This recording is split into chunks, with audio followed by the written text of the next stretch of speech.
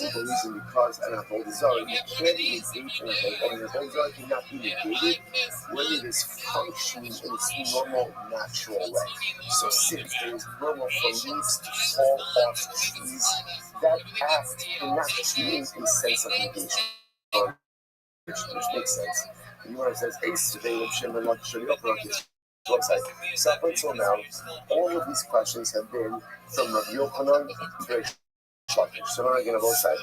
Machlokes Rabbi Yochanan and Reish Lakish focuses on one simple case. And avodah zarah falls over by itself. Very rarely do you see that. I also just forgot to say, during your rendition of Cream, I noticed a couple like Rabbi Yochanan, no, because negation of idolatry requires active negation. Reish Lakish, yes, because even de facto negation, right? Or passive negation ultimately works. So up until now, this entire Amid has been Rabbi Yochanan questioning and Reish Lakish. Now we switch gears. So Reish Lakish asked the kasha on Rabbi Yochanan. Here we go. So Reish Lakish, well, now you're going more. It's also interesting.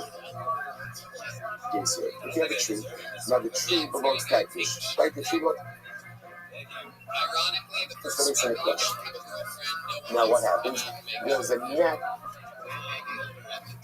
on top of the tree. So birds made a nest on top of the tree. What's the halacha?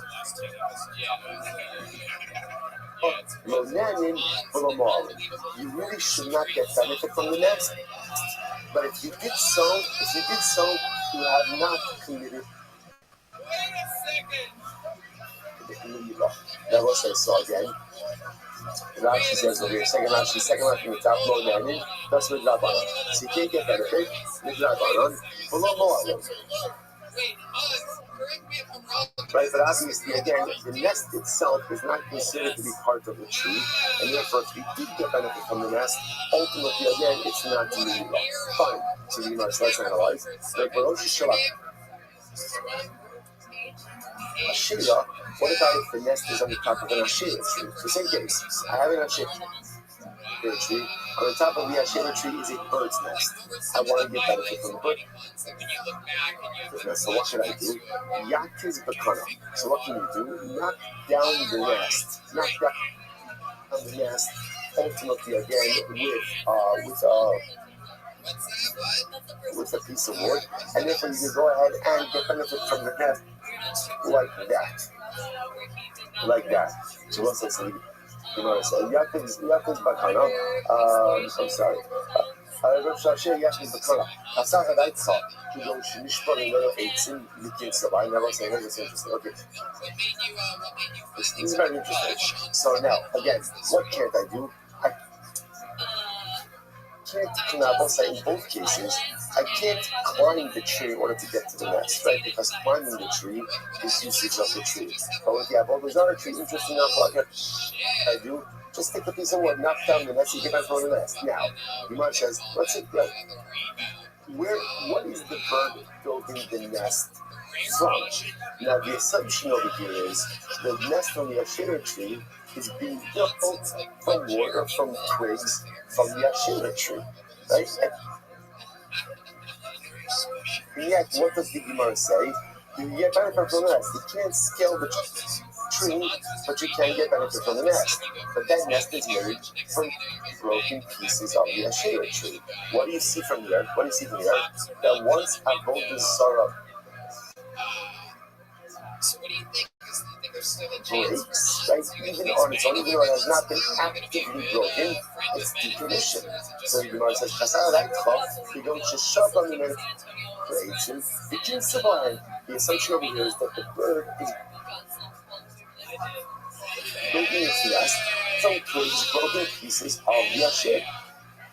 So yeah, I guess the Katani, Yakiz Bakana, and yet the nest is mutter. So his one says, this supports my assertion. They're broken avodah zarah, even if not intentionally broken. and ultimately decommissions the Avodah Zarah. No, אבל להזכיר what's the case? כי גם I see it's in the Alma. The kiss sabah, not necessarily. That's not how birds makes nest. He's got a very special tongue. Is that true? Has he ever performed oral sex? Sorry, birds make nests. Wow. Birds make nests. How does he know? If you had to describe the way bugs trees all the time, but they often bring materials from other locations. That's incredible. That's incredible. So the case over here is the bird made itself comfortable in the Asher. When he eats your pussy, does he use chopsticks? The tree, but it did not gather the materials Does he ever try to put it in one of those boxes with the metal wire on top? or the rest from the Asher tree. Rather, it gathered the materials No, but I did think the soy sauce was weird. ultimately again from elsewhere. They cannot be becoming Gabi Hektish. So again, what's the right? Okay, for that, the right for that is look at the Hektish case. What happened in the Hektish case? In the Hektish case, what did the Gemara say about the birds? Now, about the bird's nest? Lo nanim or about the tree? Lo net.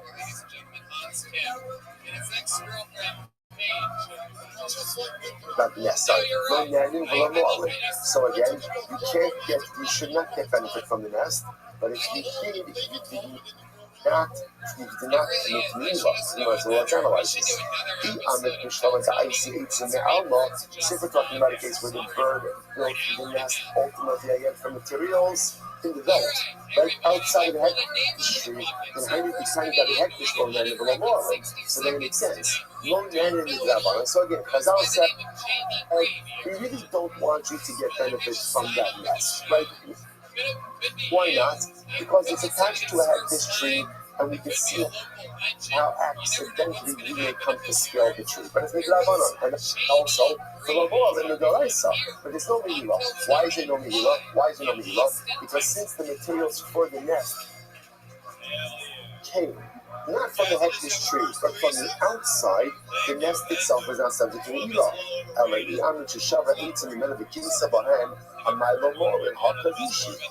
I'll say halacha.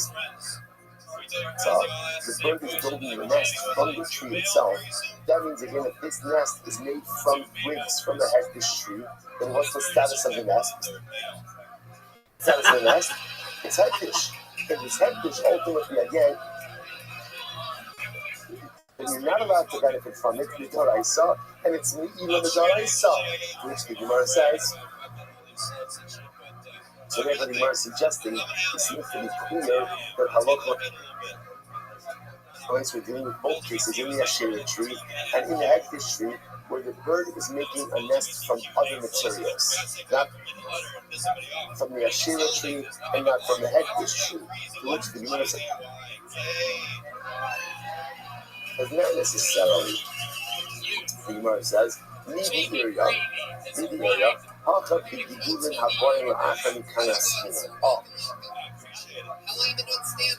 let's say maybe not. It's actually quite possible that in both of these cases, ultimately, say in the hektish case, that the bird is making its nest from the actual hektish tree itself. But if the bird is changing locations. Yeah, pretty much. It's the same.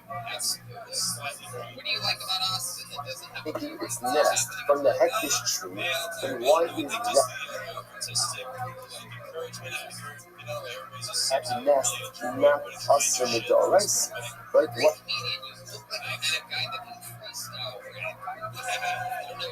That's right. What's going on over here? To which the Gemara says, listen to this. Gemara says, what's the case over here?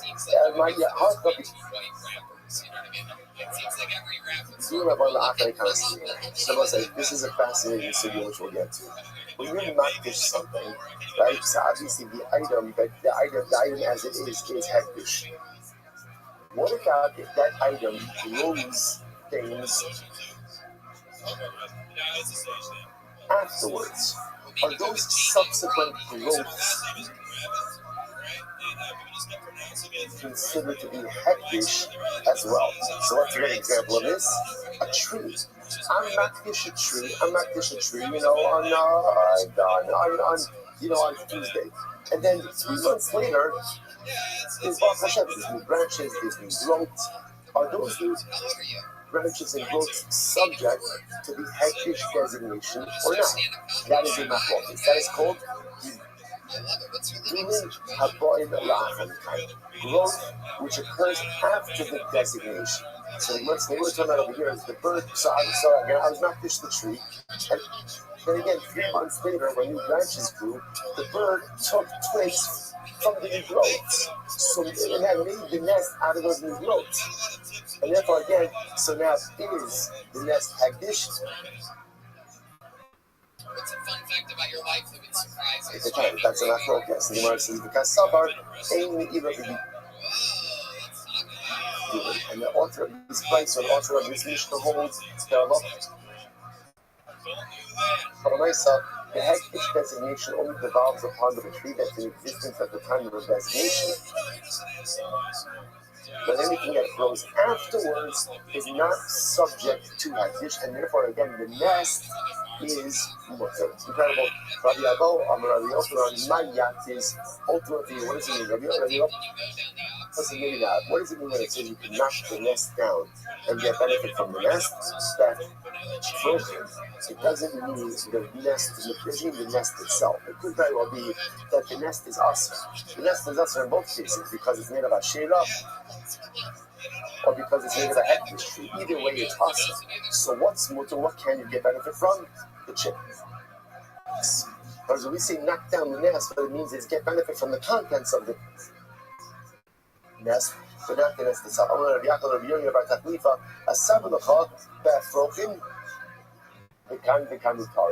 you could apply that to both cases, both to the Asherah case as well as to the hektish case. So in both of the cases, ultimately, perhaps you can't get benefit from the nest itself, especially for setting this up as a case where the nest is being made from the hektish tree or the nest is being made from the Asherah tree. And again, even assuming that the materials weren't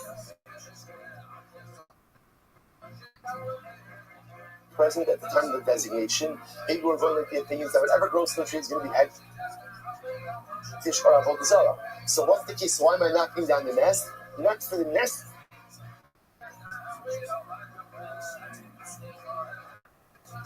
material, but rather what? For the chicks or for the eggs inside of the nest, and that will be mutter. That will be mutter. The beitzim can be kind of stress. So let's listen to the Mishnah. It says, for the chicks, it's going to be mutter, but for the eggs, ultimately, again, it's going to be asr. Rabbi said, now, why are the eggs asr? So this is actually quite fascinating. If you look at Rashi, this is Rashi right before the Mishnah in Rashi. The beitzim kan bekan asr, shetzrichim le'ivan, the gaza, and Rabbana ka'al ivan asman. So this is actually quite fascinating. Eggs are asr. Why are eggs asr? Because eggs need the nest. The nest needs the tree, and therefore A equals B and B equals C, and then A equals C, which means that halacha l'maisa, the eggs are considered to be ultimately reliant on the tree. So because of that, they're going to be asra. So isn't this fascinating? So it's quite constant. There's a lot of variables going on over here. But the Gemara is suggesting maybe in all of these cases the nest is asr. Why is the nest asr? Because we're talking about a case where the nest was made from the Asherah tree or from the hektish tree. So the nest is going to be asr. The nest is going to be asr. So what does it mean when the Bryce says take a stick, knock down the nest and get benefit from the nest? It means the chicks in the nest. The chicks are mutter. But the eggs may be problematic. Why? Because ultimately, again, since the eggs need the nest and the nest needs the tree, therefore the eggs are considered to be dependent on the tree, and therefore the eggs are considered to be an appendage of the tree itself. So you can get benefit ultimately again from the chicks, but ultimately not the eggs. The Gemara says the beitzim come from Rashi that broken shetzricham le'iman. This is very interesting. Chicks that are so young that they are reliant on their mother have the status of eggs, right? So which makes sense because the chicks that require their mother are dependent on the nest. The nest is reliant on the tree. And therefore, halacha l'maaseh may have that. Therefore, it turns out that over here, with this case of the nest on top of the asher tree, the head of this tree, you obviously can't scale the tree regardless, right? By the way, the Bible. What can you do? You can knock down the nest. But why are you knocking down the nest? So maybe you can't get benefit from the nest because there's a concern that the nest itself is made from the asher tree or from the head of the tree. What can you get benefit from? Independent chicks. Independent chicks, right? Halacha l'maaseh that is going to be mutter, right?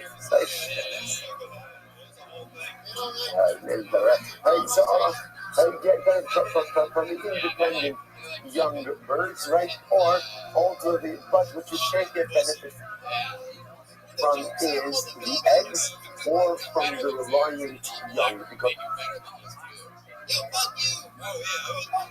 those are considered to be dependent on the tree. It's like we'll say,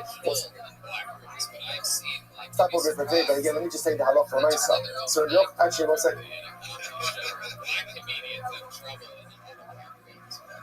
Yeah, all right, we'll do tomorrow, sweetheart. Tomorrow we'll pick up and we'll finish off with the halacha l'maaseh of Yochanan Shvakish. Like, what are we doing that machlokes? What are we right?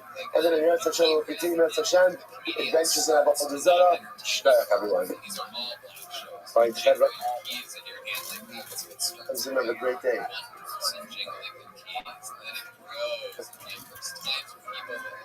Fucking fail, and the whole audience is just fucking swinging their keys in the creeds. It's insane. That's how people agree. Like when I talk about like black hat stuff, that's when they're really more skill type. Yeah. It's got a jingle too. I love it, man. Fun times tonight. Good set. Nice to meet you. See you again soon. Absolutely. There he goes. The Kill Tony.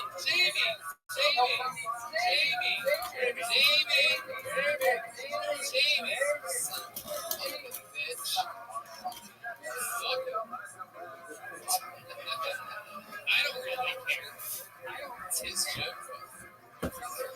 Here he is. There's Jamie Gravy, everybody. Ready? Your next comedian goes by the name of Clemente. All right, so let's say good morning. Good morning. Let us begin by thanking all of our sponsors for this morning trip. Thank our annual summer solar sponsor, the Christian Shabbat of Eretz Yisrael. We're dedicating all the Shemit Truck shows for this year as its close Soros Tovos for Ham Yisrael. Our total sponsors for the month of Av, Mavali, Tova, Stephen, and Wendy Drazen, in honor of their parents Israel Drazen, Dina Drazen, Adin Roses White, in memory of Stanley Roses White from the Rafa. Our week of learning sponsors add me and Joe Hirsch with appreciation.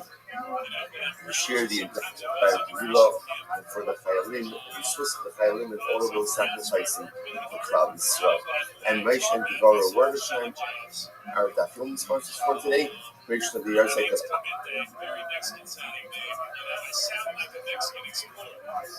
Aye Leib Ben Yosef. All of the the families in the Chama, all of those who were traveling that were called for Holy Israel, the Shvakush and Nefesh and Brit Homa, our hostages, Olam and the Karov allow our holy soldiers to be successful. So with that, let us begin. Baruch Hashem, we have a lot to do today. Today's daf is Mem Beis. Today's daf is Mem Beis, and we are picking up in Eretz Hashem on Mem Aleph. Days 41b, and we left off the E suffix Moshe Midei Kadai, which is 2, 4, 6, 8, 10, 12, about 15 rows up from the bottom. So remember again, in yesterday's daf we made a fascinating distinction between finding broken pieces of what we call slumming versus finding broken pieces of what we call avodah zarah. What's there between those two terms? Slumim are images. Images, maybe they were worshipped, maybe they weren't worshipped. Avodah Zarah was definitively worshipped. The Gemara says that if you find pieces of Avodah Zarah, essentially you still have to, you can't get hanocha. Why not? Because again, there's a suffix. What's the suffix? Did an akum decommission them or not? That's our shayla. Now, an akum, and we're going to discuss this more in today's daf. An akum does have the ability to decommission Avodah Zarah, but it has now again. There we have my focus of Yochanan and Lakish.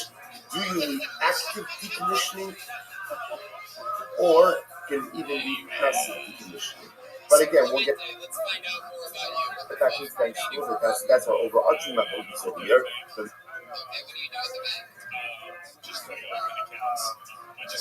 Yochanan says it has to be active decommissioning, which what he says even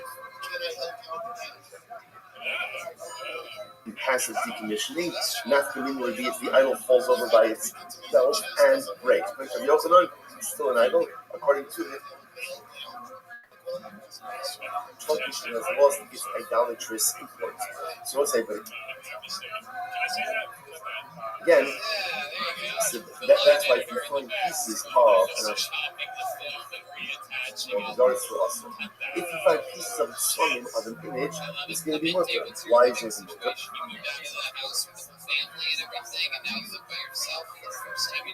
Because it's a spec steka.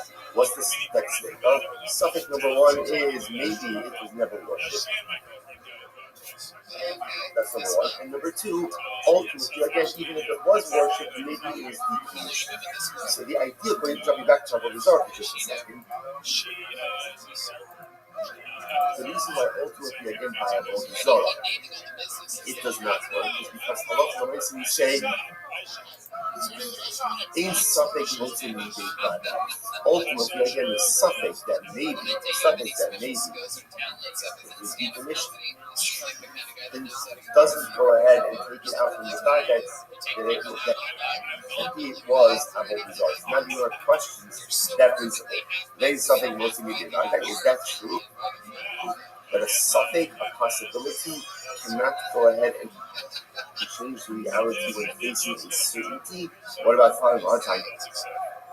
Very interesting exercise. Cover Shanice, Juliet Migurim Leopera. So let's say cover died.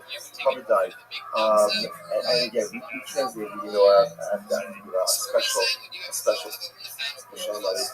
to a member of our shir from South Africa by the name of Ian Mel. So who I was just introduced to through Mel Ram, another member of our shir in Toronto. Hashem, we have a beautiful fabric, not just in the States but around the world.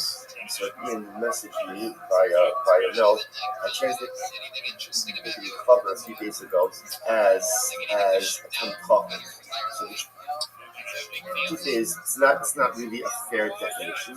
Rashi, remember again, 2 days ago, goes ahead and translates cover as a person who is careful with the laws of Tumah and Tara, to the point that he even eats his human bitara. So even again, even what we'll call non-sanctified food, he is master to eat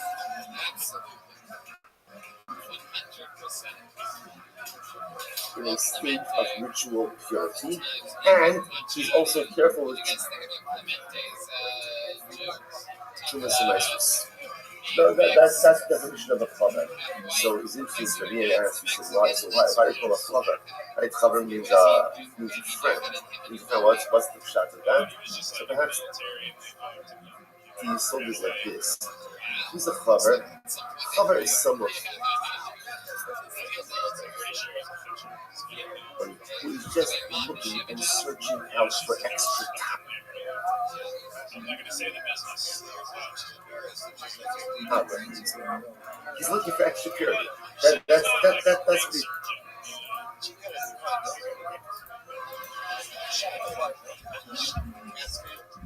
Vaccinated. Looking for. At the end of the day, what is the Getting vaccinated. Very Plus Hashem says, I want you to make sure that you eat Kodesh in a state of Tara. You don't have to eat in a state of Tara. You're not obligated to eat your unsanctified food in a state of ritual. Chaver is someone who thirsts for Tara so much that he seeks out those standards even in areas where ultimately he's not obligated. Such a person who is thirsting for purity, such a person who wants to bring purity into areas that he's like, where even he's not obligated to do so, such a person is a friend of the That's a friend. That Hajj Baruch who says, someone who wants me in their life so badly that he's willing to take on strictures in areas of ritual purity. That's the power that he doesn't have to. That is Chacham. It's a friend of the Lord Shalom. Perhaps even to a certain degree, a higher level than a Talmid Chacham, because the acquisition of knowledge is enjoyable. It's inherently enjoyable. It's beautiful. We all love learning. We all love exploring new ideas. And somebody managed to put on himself additional stringencies because he wants Tara. That's the Tara. He wants purity. That's a friend of the Ribono Shel Olam. So the Gemara says, Chaver Sheniski Yech Migor Le'eteros. So Chaver dies, interesting case, Chaver dies, and after he dies, they discover that he has a basket of fruit. What's the issue? Well, the issue is we don't know whether or not they've been tied. So the Gemara says, even if Mamish just harvested them that day, Harim the Cheskas Mitukhan. Is a Chazaka? Ultimately, again, that they are properly tied. The Gemara says, I 1 second. The Vadai Tzili Safek Asrilu. Safek Lo Asrilu. So let's analyze this case. Here's a case of a Vadai. What's the Vadai? The certainty. The certainty was they were Tevel. That's for sure, right? That was untied produce. So why is that a Vadai? Because everything starts out as untied produce. So you have a Vadai that it was untied. Safek maybe the Chaver. Or did tie it, maybe he didn't tie it. And what do you see from there? The Kahasi Safek Umosi Nidei Vadai. And what do you see from here? But ultimately, again, a Safek possibility that he tied it goes ahead and overrides the Vadai that it certainly was Tevel. So you see Safek was Nidei Vadai. To which the Gemara says no. Hasam Vadai. It was Vadai. No, it's not true. That's not a Safek of Vadai. That's a Vadai case. What's the case? The Vadai Asridu. So Gemara says, he said that it was Tevel. Vadai was Tevel. Certainly it was Tevel. And also Vadai that what? That he tied it. He was the Kemina Chozah. And everything in Chozah. Kazaka al-Chaver she'eno motzi davar she'eno mitoka mitachas. So again, interestingly enough, it's fascinating with the Chaver. Also, again, can you imagine moving yourself to the level where there's no suffix that you've done the right thing? You have to understand, so what does that mean to get to that level where the halacha looks at me and the halacha says, this guy certainly did the right thing. A chaver does not leave untied produce in his possession. From the moment it comes in his possession, it gets tied.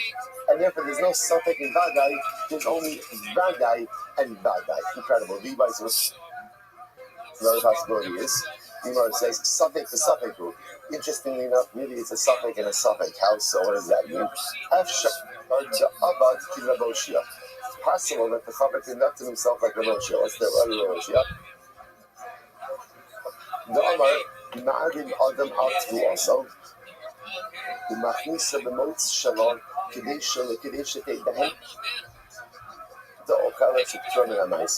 I suppose that is an interesting case. There is, technically speaking, a Maisa loophole, a tithing loophole. What's the tithing loophole? Without getting into all technicalities now, in order for produce to be subject to tithing obligations, there has to be what's called Riyas Knei Abayis. Right? It has to come into the home.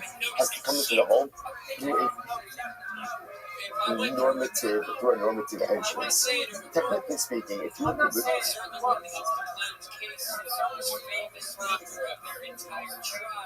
you're producing, let's say through the window and not through the door, technically it's Meiser exempt.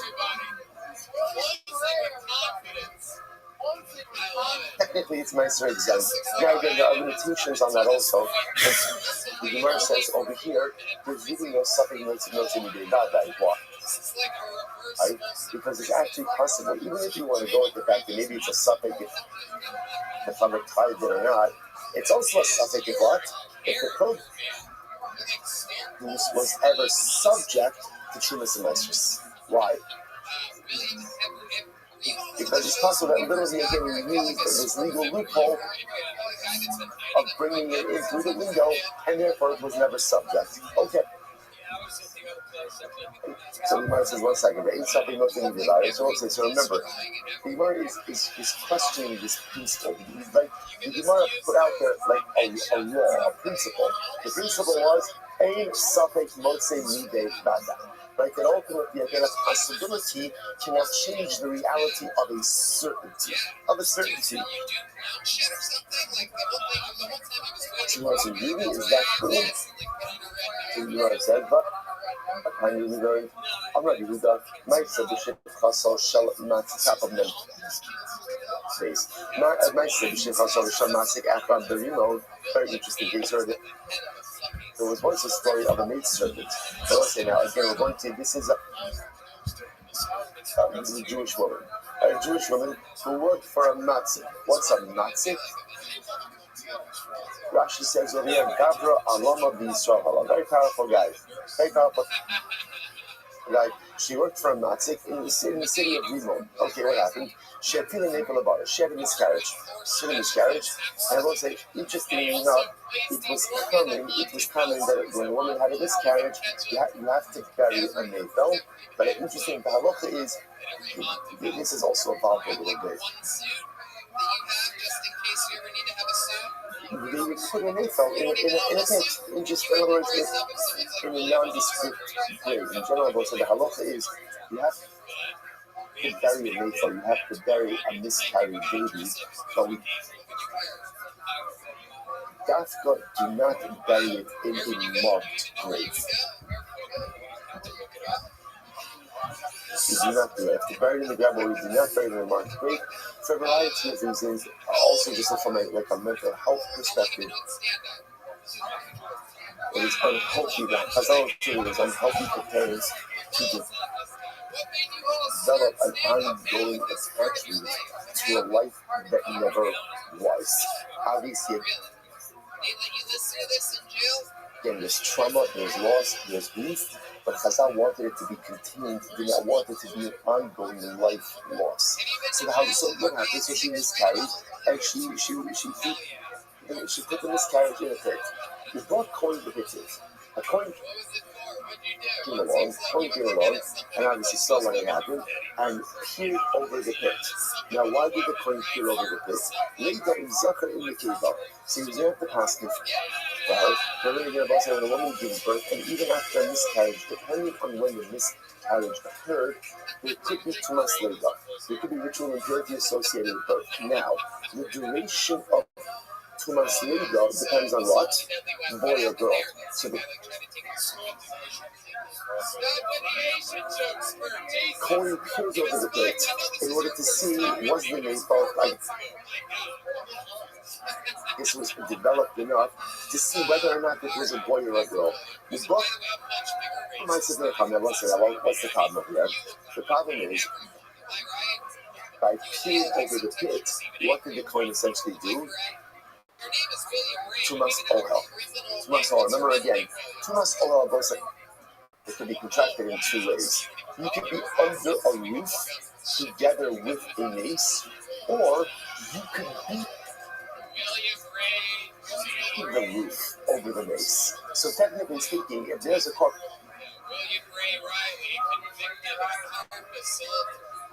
so let's say again, I'm standing next to a corpse underneath the sky.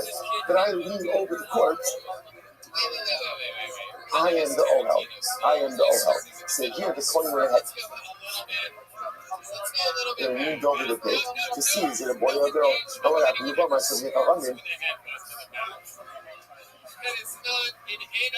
This episode came from the Chachamim. The Tiarunu, the Pnei Kulda Ubardulis Mitsunisha. And they retired him. They retired him. Why did they retire the coin? Because ultimately, again, this was a place where there were weasels and animals there. And the reality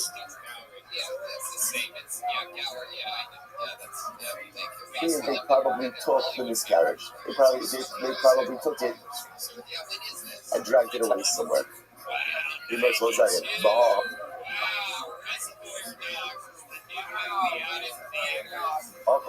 The Vada and human makeup, Suffolk Garu, Suffolk Garu, because he's Suffolk who most in the Vada. So look at this case over here. Here's the case of Vada. What's the Vada? The Shikha, the woman who had a miscarriage and she placed the baby in the bed. What's the Suffolk? Maybe the animal took it, maybe the animal didn't take it. And yet, what do we see from here? The Gemara says, and yet we see that the Suffolk trumps the Vadai. Right? The Suffolk changes the reality even in the face of the Vadai to the point that again, the basket, the coin is not Tameh. The coin is not Tameh. So you see from here that Suffolk can go ahead and trump a Vadai. To which the Gemara says, no. No Tila Hitilu Labar, Neka Labar, Ela Ema, Hitila Timin, Neka Labar. The Gemara says, no.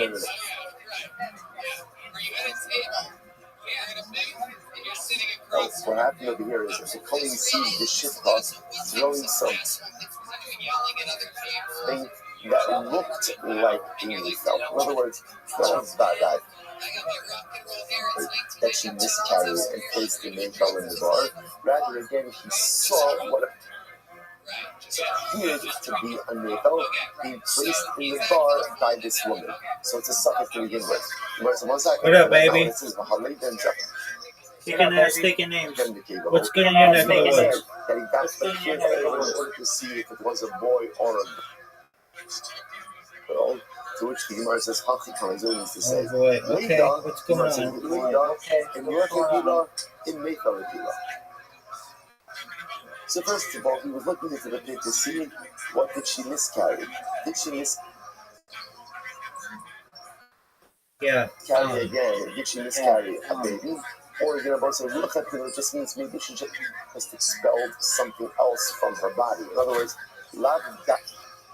okay, so I heard you talk about Mashiach. Then what? That she expelled a miscarriage. Maybe it was just something else. It was some other discharge. So he was first of all looking over the butt to see was it an Eiffel or not. And did so an Eiffel. If it was an Eiffel, then did that. Yeah. It still hasn't been done publicly. And it can't even really be necessarily done until we know the exact location of the Beit HaMikdash, the third temple. It has to be done facing the front door of the third temple. And since that doesn't even exist, then it's really not something that is practical. I mean, if you had like the blueprint, okay, then you could do it. But the area in the of the Mount of Olives would have to be basically what's the word for which I'm looking?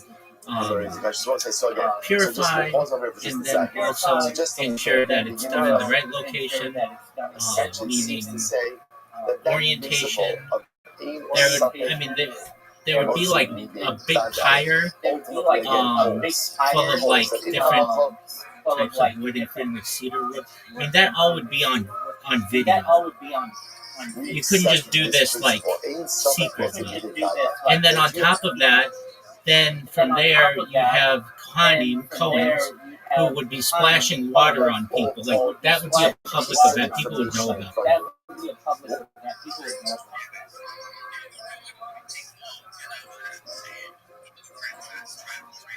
Oh, Blueprint's done.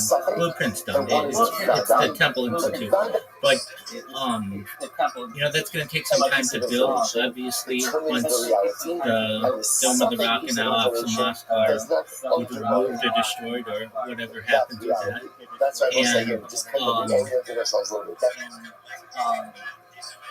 So how did we get into this?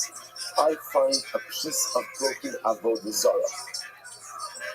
Right, so I find a piece of, let's say, an idol or an image that I know was definitely worshipped as idolatry. Yeah, this is an excellent question. So the prophecy can be very vague, and we believe that prophecy essentially ceased at the end of the Second Temple period. I can tell you, I've asked about it. I asked rabbinical colleagues about it, and I remember them saying there's going to be a very big war. And exactly. And this was years ago. This was like maybe 6 or 7 years ago. But I remember that. And then I also recall like some different cities that were mentioned that would be perhaps targeted. I mean, it's really not a secret anymore, the Greater Israel Plan.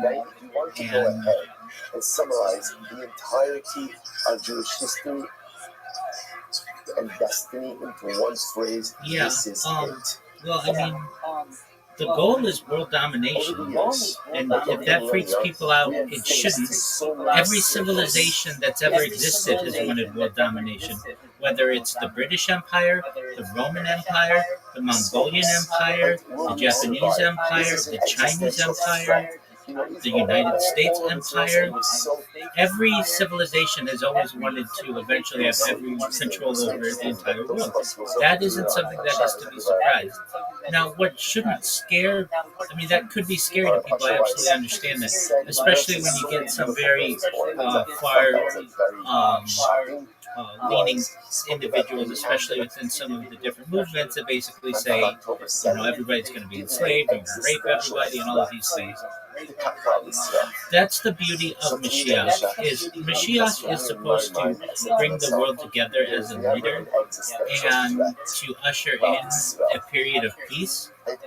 Also to revivify the dead, to build the third temple, to rebuild the second temple, to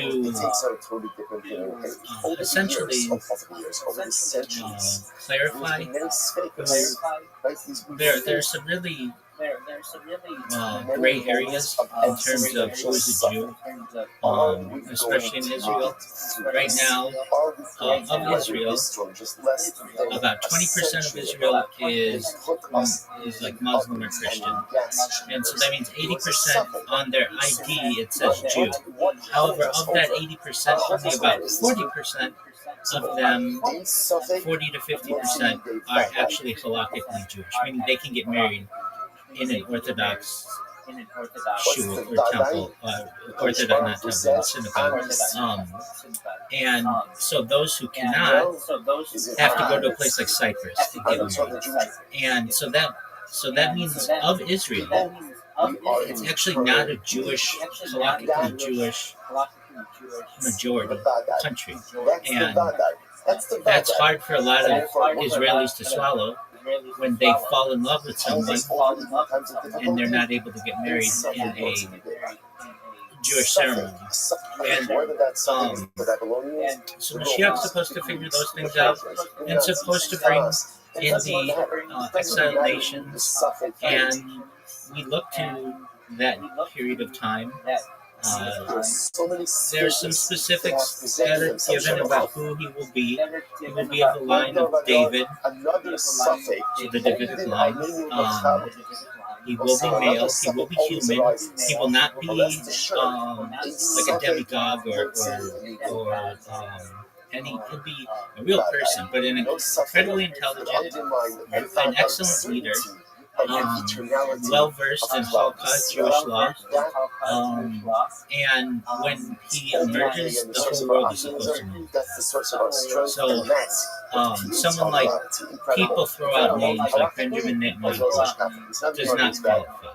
He's not Orthodox leader. He's not a rabbi. Donald Trump, again, not even Jewish. There are arguments to be made that there is a Mashiach in every generation, and so there are some people who will say that like Rabbi Mendel Schneerson, the Rabbi who died in 1994, that he, June 12th, 1994, that he was a Mashiach for his era. Some people have said the same about going back to antiquity, to Bar Kokhba, but really it's pretty simple, so to speak, who Mashiach will be. The whole world, because I've asked this question, the whole world will recognize him when he emerges. He will be of the Davidic line, be a great Torah leader, he will be the person to rebuild or re-rebuild the Beit HaMikdash. So the person who leads that will be that individual, will be someone who helps to build peace amongst the nations, will be a huge advocate for peace, and that person has not emerged yet.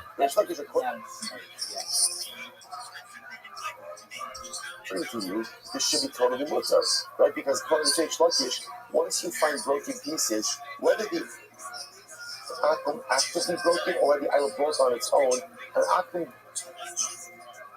doesn't worship an idol like that anymore. Again, what's always in Lakish's logic? Idol. If you can't save yourself from being broken, the chances are what? You're not much help. So, well, I'll give you the Halachic Jewish version, and then what I actually think probably is more accurate, or could have been more accurate, which is not accepted within mainstream Judaism by any means. But I think it's practical, and it helps to bridge a gap. Okay, so a major issue occurs with his lineage. When his mother says that she's impregnated by God, when that causes all kinds of issues within Judaism, because we need to know who the father is. It tells us what tribe he's with. This is a prohibited relationship, then there are issues that occur, and they can be brought before Beis Din, a judicial court, or then the Sanhedrin. Basically, we need to be able to trace this person's lineage, and that's not able to be done when she says that she was basically impregnated by God, so to speak. So that causes a lot of issues. A lot of other issues, and I can say that, like, for instance, the stories that are given of the Nazarene flipping tables in the temple due to essentially taxation that caused issues, certainly issues with interaction with the dead, or perhaps also just preaching that they are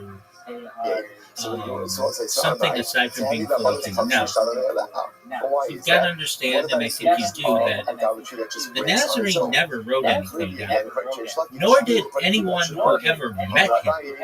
These were only people later on, like he died, I think the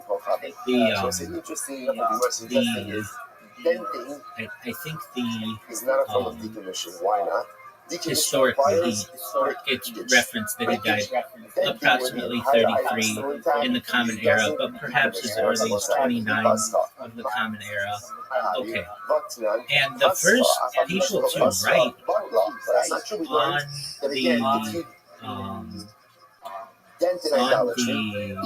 on his life were still present. Well, I should say, none of the Gospels. He never met anybody from the Gospels. So Matthew, Mark, Luke, and John. He never met them, to my knowledge. Now, again, you go to a Christian theologian on this, but from what I understand, John is the earliest written gospel. Even though it's not first, like theoretically or historically, that's what historians state, and that happened around 69 of the Common Era, so like 40 years later. And so, in reality, even when Yisrael dents the Avodah Zarah, it goes in against. In other words, both sides denting. Well. Is an active form of negation, which makes sense, right? There are arguments to be made that he never existed. I'm not saying that those are true. I'm just saying that those are some arguments that are made. I am someone who, he's written about in the Talmud, at least there are references of perhaps someone like him in our ancient writings. However, it's not specific, so there could have been other people with his name. But I can say that the idea that he said that he was the Son of God and said that he was God incarnate and all of that stuff that happens within Christianity, he never said any of that stuff. Or I shouldn't say, we don't have a direct writing of him saying that stuff. That's people later on, and then even like editing in the Council of Nicaea, like 200 or 300 years later. So basically, a lot of the texts have been altered. Now, like getting ready, let's say, to smash it or to dent it afterwards. The problem. Once he lifts it up, so as I understand, he was seen as an enemy to the Roman government, and especially at that time,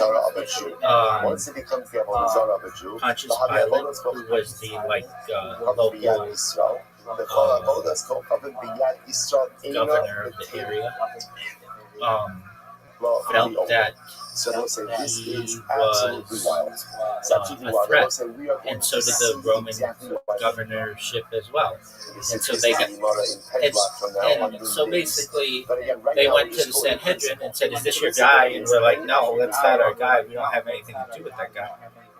And they're like, "All right, well, this person is basically a threat to our authority, and you can't do that, so we're going to kill him." And the Sanhedrin was like, "You do you." Crucifixion is not a group of capital punishment within Judaism. So when people say Jews killed the Nazarene, if it were stoning, if it were one of thinking on Avodah Zarah specifically Hefker, and we'll get into all of this in a couple of days. Avodah Zarah specifically Hefker, he lifts it up, he acquires it. That's true. And because he was basically preaching, at least according to the gospel, preaching in direct contradiction to what we believe. And he felt so I really empathize with him because he didn't write any of this stuff down, so we don't necessarily know. Now, what do I think happened as a scientist? This is a wild theory, and I don't really hear anybody talk about it. But it's a theory that I think makes sense. I really do. Whether this is true or not, I could be wrong. But since the dawn of time, we've had alien abductions. And this is something that has gone on, at least from if you go into like Bob Lazar and the writings that he had discussed and being a whistleblower that he read from the government, that basically humans were seeded here on Earth, and aliens have been doing abductions for tens of thousands, if not hundreds of thousands, if not millions of years. And at least 64 major DNA alterations have been made to the human race. In addition to that, there has been some aspect of artificial insemination with some hybrid beings. He goes out and he takes the stones, and he builds them into roads. Yes, they do, absolutely. And so, again, I don't know what happened. And he uses them to make the street. So what's halacha? Mutaros. The stones are mutter. Why the stones mutter? Because again, halacha l'maisa, he's actively decommissioning them through using them for a mundane use. No, it's more like an all-powerful, omnipresent being, but not like an individual in any way. The closest thing that we would get is like an angel. Angel simile in Hebrew means messenger. And so if anything, perhaps there might be arguments to be made that messengers from above. But within Tanakh, Torah, the prophets or other writings don't address any type of distinct extraterrestrial beings. However, that doesn't mean that this scientifically wasn't happening. It hasn't happened since the dawn of time. And if you had a woman, I think Mary, whose name means bitterness in Hebrew, basically, if she one day just said that she was impregnated, how are you as an ancient people going to interpret that? And we know that this happens. Like, there are alien abductees who say, I was impregnated, I don't know how, or that they took my baby, and then I later on was re-abducted and I saw this child in some kind of like test tube or something, or whatever. But we know that this happens. It's very difficult to prove, though. But if it happened to a 13-year-old girl in the ancient Levant, what would we do as a people? We would say that person's bonkers. Like, we'd be like, look, that's just not something that happens. That's really difficult to prove, etc., etc. And the only thing that she might be able to say is that I was impregnated by something I can't explain, and that might eventually be twisted into being God. And really, how else would you describe it? He's taking shavings off the Avodah because he wants to, I don't know, make a bonfire. They're extra intelligent beings. God is a different situation, but I understand what you're saying. In both the shavings, exactly, 100%. And so, because the action of taking shavings off the Avodah, after the birth story and the manger and everything, there's not a lot on Mary. I mean, I'm not an expert in the Gospels, but basically, she kind of takes a step back, and I think it's maybe there at Calvary. Basically, but like there's not like stories that are, at least in the Gospels, that are like the Nazarene's first steps, the Nazarene's first baseball game. There's nothing like that. And understandable that, that ancient texts are not necessarily history books either. But so if you want to ask me what happened, I don't think that you can rule that out.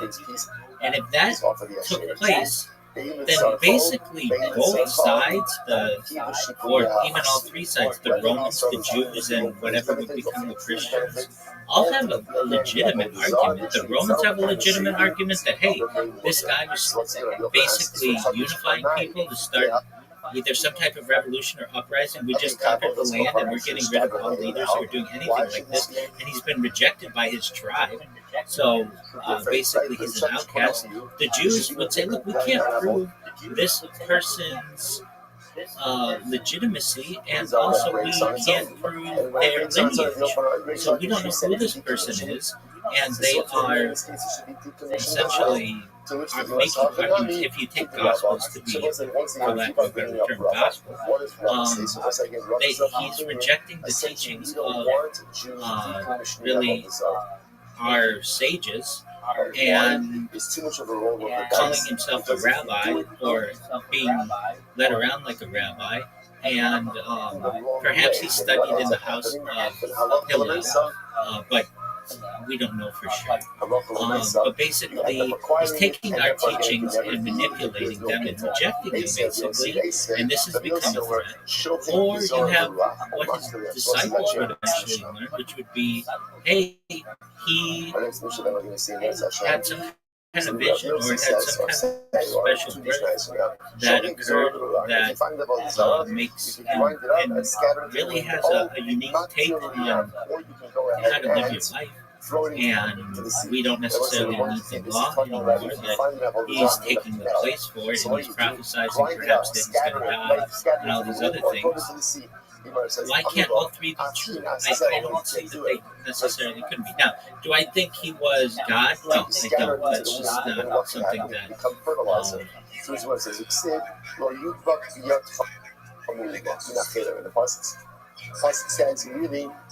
Hold on. You can't retain. I do believe in resurrection of the dead, but not in that case. I think you need science. For your own use. In his terms. Okay, so you're telling me that he died on Good Friday and rose on a Sunday, and he's God? So there was no God in the universe for 3 days? Wait. If you want to get down into that, then there's a Trinity, and the whole thing that 3 in 1 is all. Because even if it does act as a fertilizer, it's not a no, this gets into how can something be 3 things and 1 thing at the same time? But what I'm saying is this, and this is the simplest answer to the rejection of the Nazarene that I've ever heard as a Jew. The Nazarene died, right? Yeah. You can't kill God. First acquired it, and once it's acquired by a Jew, it cannot be. It says he was crucified, died, and was buried. And on the 3rd day, he rose again. No, it said died. It didn't say went dormant. It didn't say was playing hide and go seek. It said crucified, died, and was buried. Well, so the argument is that you can't kill God. All right, that's just not something that is considered to be idolatrous. So watch this. You go ahead and you find the image of a dragon, but the head is cut off. Well, and then you get into like the different Christianity beliefs. Some of them, I believe Roman Catholics believe that he was 100% God and 100% the Son and 100% the Holy Spirit all at the same time. Okay, so wait, but that's not an argument that I get into because I'm not Christian, and that's between Christians and Protestants, and I live in New York at all. But what I'm saying is there's not a unified front on this. Within Judaism there is, and you can't kill God. And so this guy was just a guy. Now, who he was, we don't know. Okay, fine. So it should be any different than a case. Ultimately, again, of a Vodazar that broke. He what? On its own. Yeah, he's going to be a human and he will die. Well, so he's going to usher in, not necessarily die, he's going to usher in a new age where we may be able to escape death. And the big thing is he's supposed to resurrect the dead. And so what does that mean? So there's we believe, at least traditional orthodoxy, that there's a bone in the body. It's called the loose bone. It's basically your tailbone. It's like the hardest bone in your body. It's the last thing to basically decompose. And that And it's one of the big reasons why we avoid at all costs cremation within Judaism, because we feel Mashiach's going to come back and use that bone to revivify all of the dead. And how do we think that's going to happen? I mean, that's for Mashiach to figure out. But scientifically, we can do this. Basically, if we get that person's DNA, we can clone them, and then there may be ways to perhaps either reinsert their previous memories or so during the summer, with anything, perhaps time travel is a possibility. I'm not saying with Mashiach so much, but in the future you never know. What in the summertime, however, in the winter, the rainy season. No, 100% human. He's just going to be a really great leader. And so basically, there's no problem planting. Yeah, basically just extremely intelligent and would be able to utilize things like life extension technology and mind uploading technology. Well, no, we still die in that age. What we're talking about is being able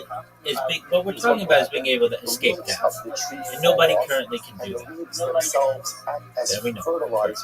And so, growing vegetation. I don't say watch forming leaves be a problem. After all, that's correct. Let's go.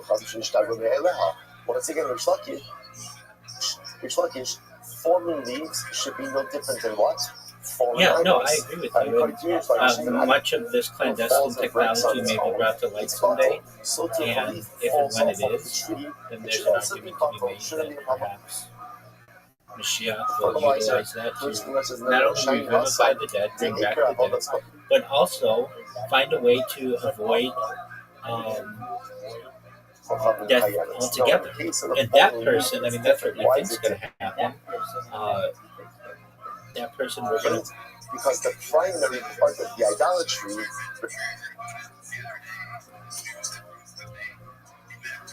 remains intact. The leaf may fall off, but the tree is fully intact. Right. That kind of endows the fallen leaf with that whole bizarre identity, even after it's no longer on the tree. You might as well say, base 42. The Gemara says, Shipuya. What about the case for shavings? That would write the Asherah tree shave. Let's go from the entire mess, but once again, the primary part of the Avodah, i.e., the tree is still in existence. I mean, what is the soul? Said, we said that even in a case, ultimately, again, where you're treating the tree for the benefit of the tree remains usher. But ultimately, again, the shavings are better. Okay, I mean, I don't think anybody knows. I can tell you how I define it from a scientific perspective, and it's essentially your central nervous system and your peripheral nervous system, which incorporates all of your memories.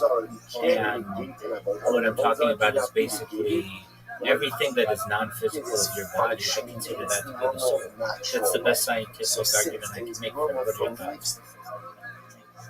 To fall off trees, that act cannot create a sense of negation or reality of negation, which makes sense. The Gemara says,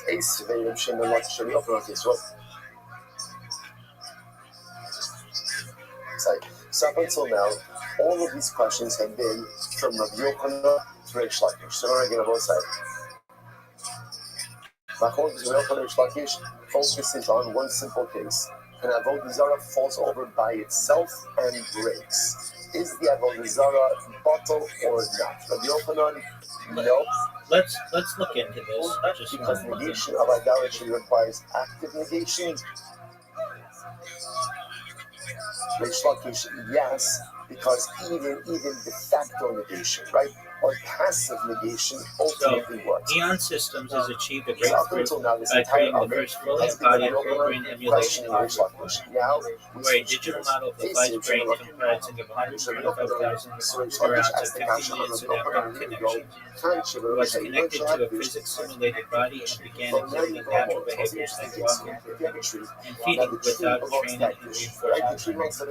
This milestone, based on the flywire connectomy, marks the first multi-behavior brain component demonstrating that a biological brain's wiring can drive autonomous features, can drive autonomous behavior of a digital body.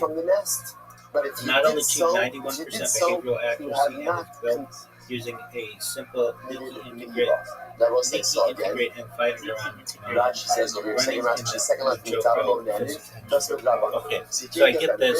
Now, what are you saying about this being a soul? Right, but obviously, again, the nest itself is not considered to be part of the tree, and therefore, Just GB, just one moment. Apologies. Just one moment. So the Gemara, let's analyze. I'll be there in just a second. What about if the nest is on the top of an ashib? Tree. It's the same case. I have an Asherah tree. On the top of the Asherah tree is a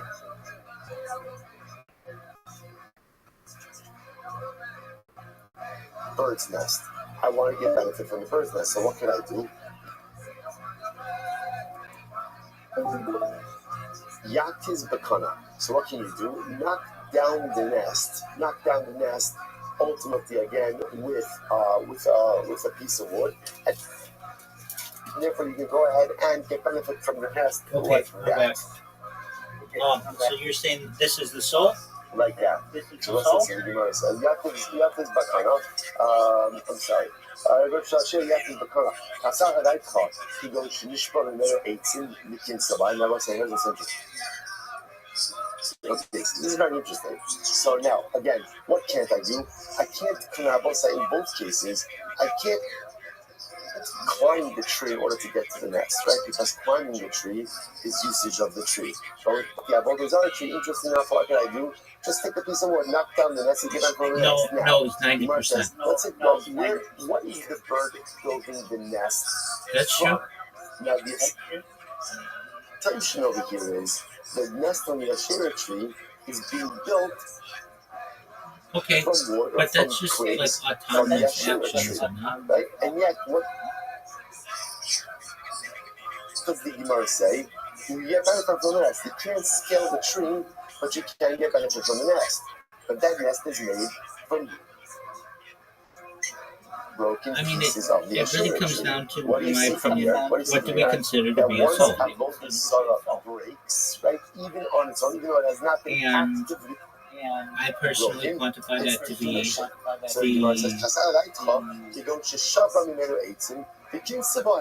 peripheral and central nervous system of an individual. All of the electric, all of the electric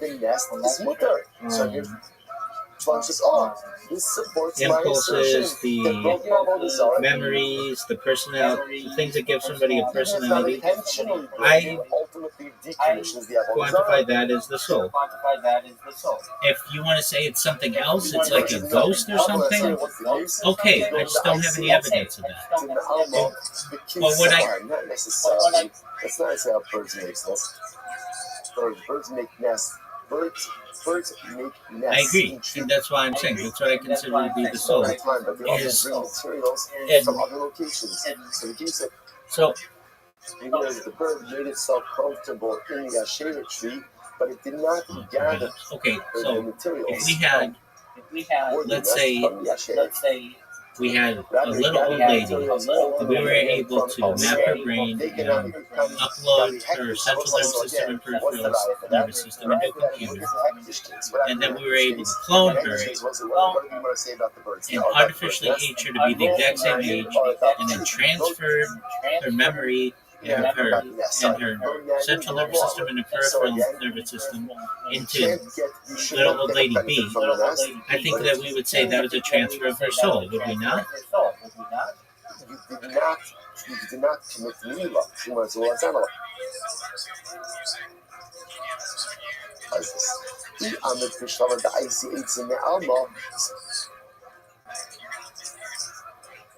If we're talking about a case where the I'm saying that you won't. If you can do it,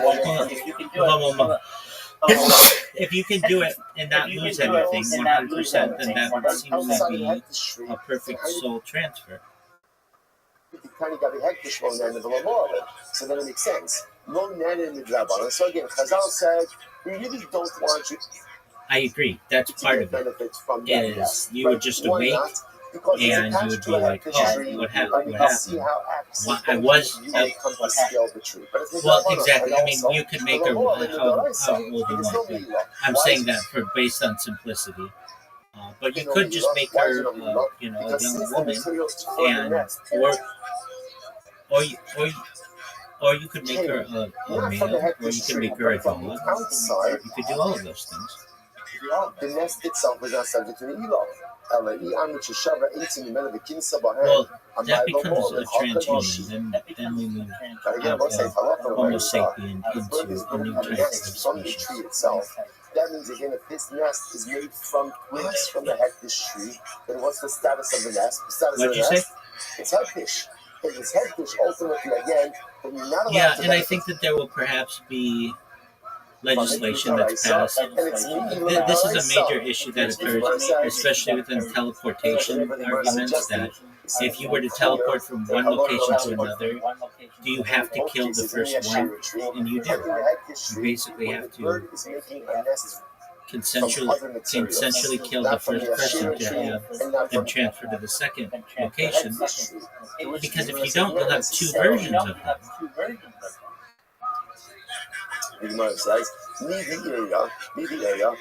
No, so long as it's done with perfect accuracy, then it's fine. It's actually quite possible that in both of these cases, ultimately, or I should say in the hectish case, that the bird is making its nest from the actual hectish that's tree certainly itself. a But if concern. the bird is making Another major concern is something called gray goo, its where nest from essentially the hectish AI tree, begins to why self-replicate is that nest and not us or the replicates to the point where it creates this goo. what's going on Like over you here? can imagine, like in Terminator, and it can just be So whatever what's it the wants case and over takes here? over there. Exactly. So this is a fascinating sugya which we'll get to. Exactly. When you're makdish something, But getting back to the item Mashiach, as it is hektish. these are questions for Mashiach to be able to figure out when it comes to the soul. And, I mean, that's what we say within Judaism, which is basically kicking the can down the road, so to speak, that we don't have the answer for this. But in terms of I'm makdish a tree. I'm makdish a the tree. current war that's going on, on Tuesday. And then 3 months this later, is something there's that Baruch there's Hashem, Gog and Magog and basically the end times that have been prophesied in a lot of different to the belief hektish traditions. or not. And That if I hadn't said that I hadn't asked about this in the past and been told that there would be a world war and it would be like anticipated that this would be how it would be, I would not be telling the truth. And I can also say the greater Israel is something that is, I would say, probably by they were talking about over here is the bird. So again, I was not fish the tree, 20, and then again 3 months later, 49 or so would be a branches reality. grew, the bird took twigs from the new growth. So and that made the nest out of those new growths, and therefore again. So now is the nest hagdish. Well, That's an achlokas. So the Gemara says because sabar ein ila begidulin. Well, so, I mean, this has been prophesied with Albert Pike. It was prophesied with Werner von Braun. These are not like new ideas. And then there's also what's supposed to happen, which I'm awaiting, and I think you and I have talked about before, is Operation Bluebeam, where there's a fake alien invasion that essentially ushers in a Mashiach-like figure. And, ultimately, what does it mean? Rabbi says maybe not. What does it mean? Enlighten me. I know the name. Knock the nest down and get benefit from the nest. That fruit doesn't mean the nest. Doesn't mean the nest itself. It could very well be that the nest is us. The nest is us in both cases because it's made of ashera, or because it's made of a hektish tree. Either way, it's us. So what's mutter? What can you get benefit from? The chicks. Because we say knock down the nest, what it means is get benefit from the contents of the nest, but not the nest itself. I'm going to עשה מלאכה בהפרוכים וכאן מפארת. And you can apply that to both cases, both to the Asherah case as well as to the Hektish case. So in both of the cases, ultimately, perhaps, you can't get benefit from the nest itself, especially for setting this up as a case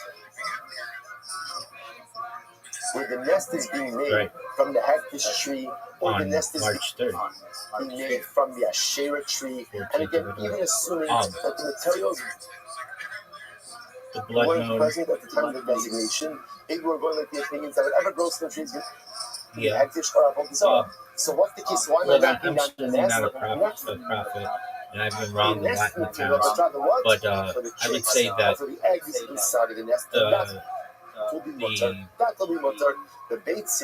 third temple, I think, is being pushed to be built before 2049, definitely before 2069.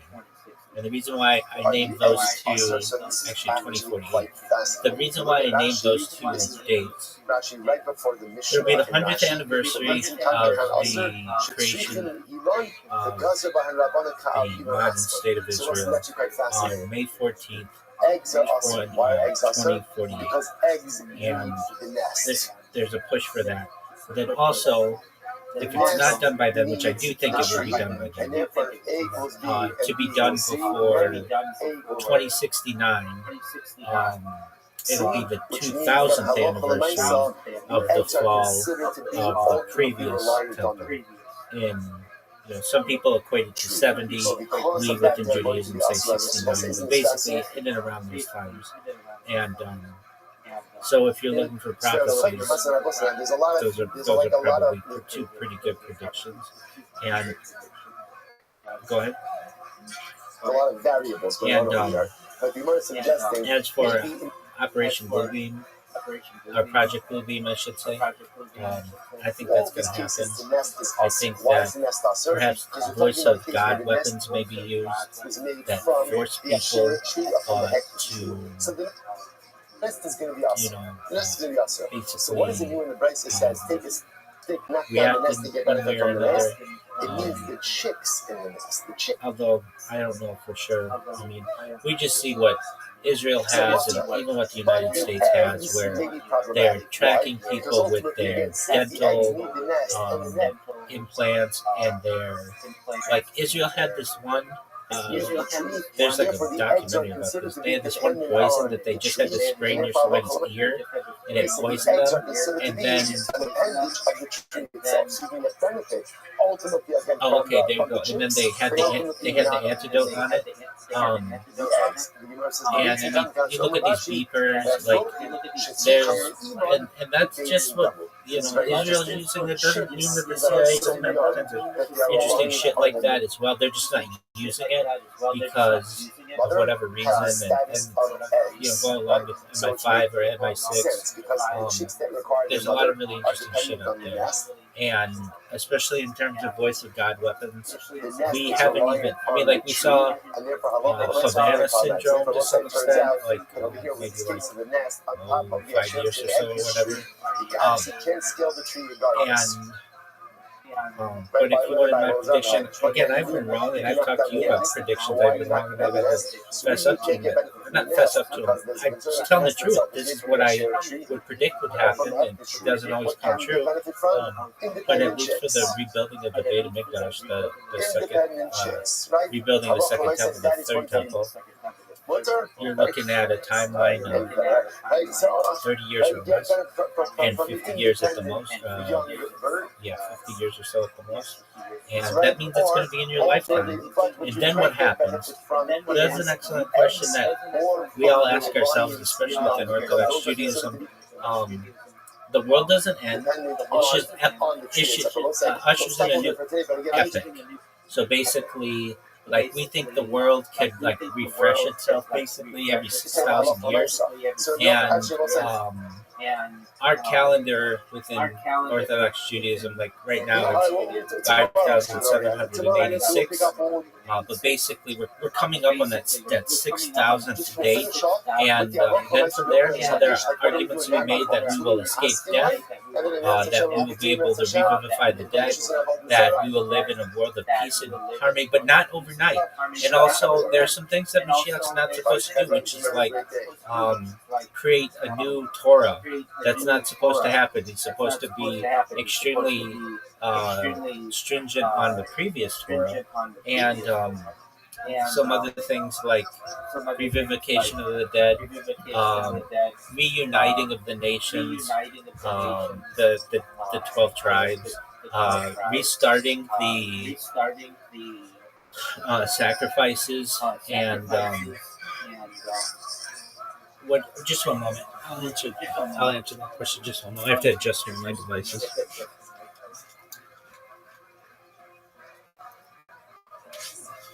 Okay, go ahead, GB.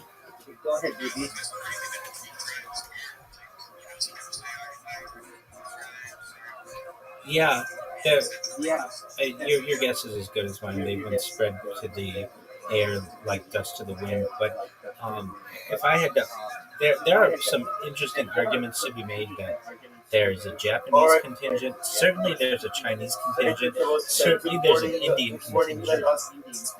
I've heard the British, which includes that Irish bloodline. I have heard some African arguments. So that's 5. I've heard perhaps some Eastern European, even in like the Caspian Sea region, and I've even heard some arguments. I mean, these aren't certainly mainstream, but that there's an argument to be made of indigenous people in the Americas. That somehow, some way, there was some connection to be made. Now, look, I mean, that's very romantic to say. Truthfully, we as Jews can't even correctly trace the lineage that we have of ourselves. The people who say they're Kohanim, there's less than 1 in a billion chance that they really are, because to be a Kohanim is really, really difficult, especially considering like your mother cannot have had a forbidden relationship, or else you are no longer seen as a valid Kohen. And those forbidden relationships would be like having intercourse with a non-Jew. Another thing would be like there was a lot of rape and a lot of forced. You also can't come from a convert. So, and there were a lot of forced conversions. So basically, the people who are in shul now today, who say they're Kohanim, we go along with it because it's tradition, but there's an argument to be made that when Mashiach comes, he'll be able to clear all of that up. And there are arguments being made, well, the Kohanic bloodline, if you can trace it from a DNA standpoint, but it's not really specific. It doesn't come directly from Aaron, which is that's who started the Kohanic bloodline. It just says that they had one common ancestor from a general region of the Levant. But that's it. It's not like we can trace it to one person and you say, this is Aaron, and this is where the Kohanic bloodline started, and you can trace yourself back from that. So really, there's about a 1 in a billion, but I've even seen it at 1 in a trillion. That just because through the generation, one person, you have to have about 200 perfect generations, and you're going to have a convert in there, or like a Cohen cannot marry a divorcee, can't marry a convert. That just has happened. Or there are arguments to be made that he can't, the woman that he has relations with to be his wife can't have relations with a non-Jew. Or certain types of like incestual relationships. And when you're in a small town, a shtetl, or a small tribe, I mean, things happen. So that wouldn't be publicized. So the argument that any Kalani really exists, I mean, I've seen it argued that they're extinct, and we just go along with it, and that's fine.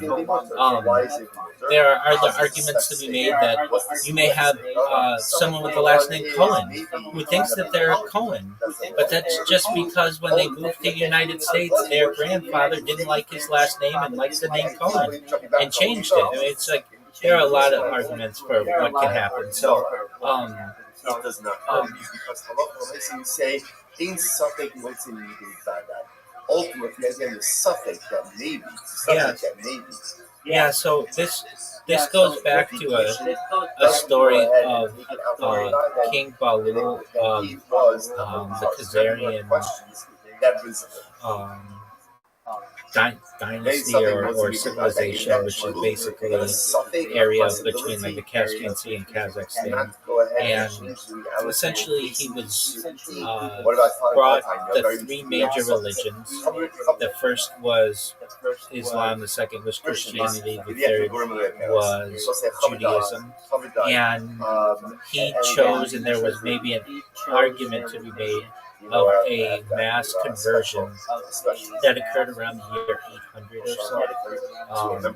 And the reason why he chose Judaism was the only religion when he was given the arguments that had its entire people were made aware of the religion at Sinai. Like that would be millions of people essentially, as opposed to Christianity, which was just within a small group of people in the Levant, and Islam, which is just a few people within like the sands of Arabia.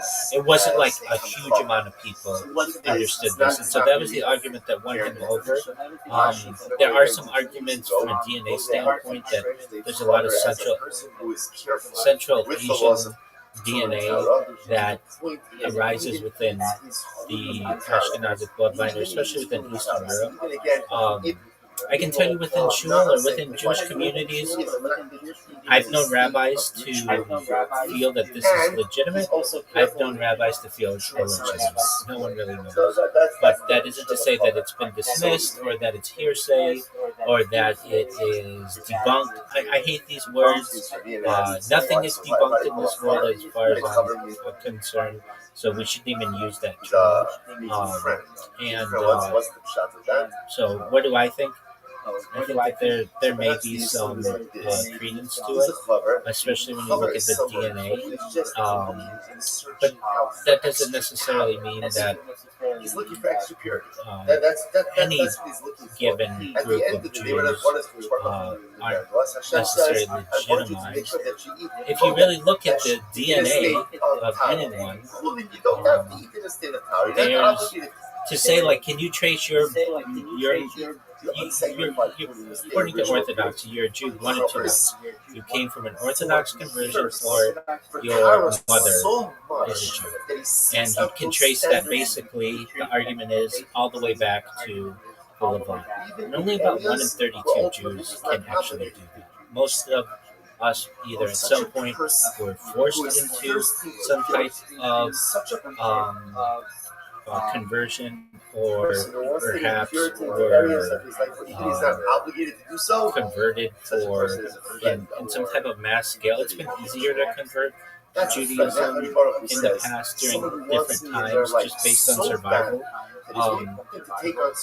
So for people to say that the Rothschild family or any other family has usurped Judaism, I mean, what is it? What is it?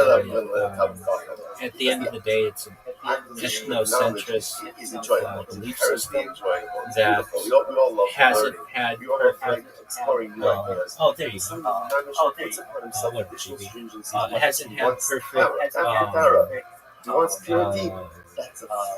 Conclusive evidence as just perfect lineage, and that's just not going to happen when you've been in exile for 2,000 years and you've had major What's the issue? What's the issue is we don't know whether or not inquisitions they and beat crusades and things that have essentially been able to destroy those people.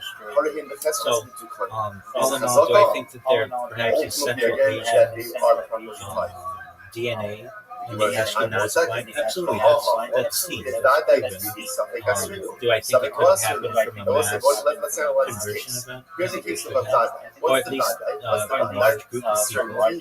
Certainty was, But do I think that it's all Ashkenazi people? No.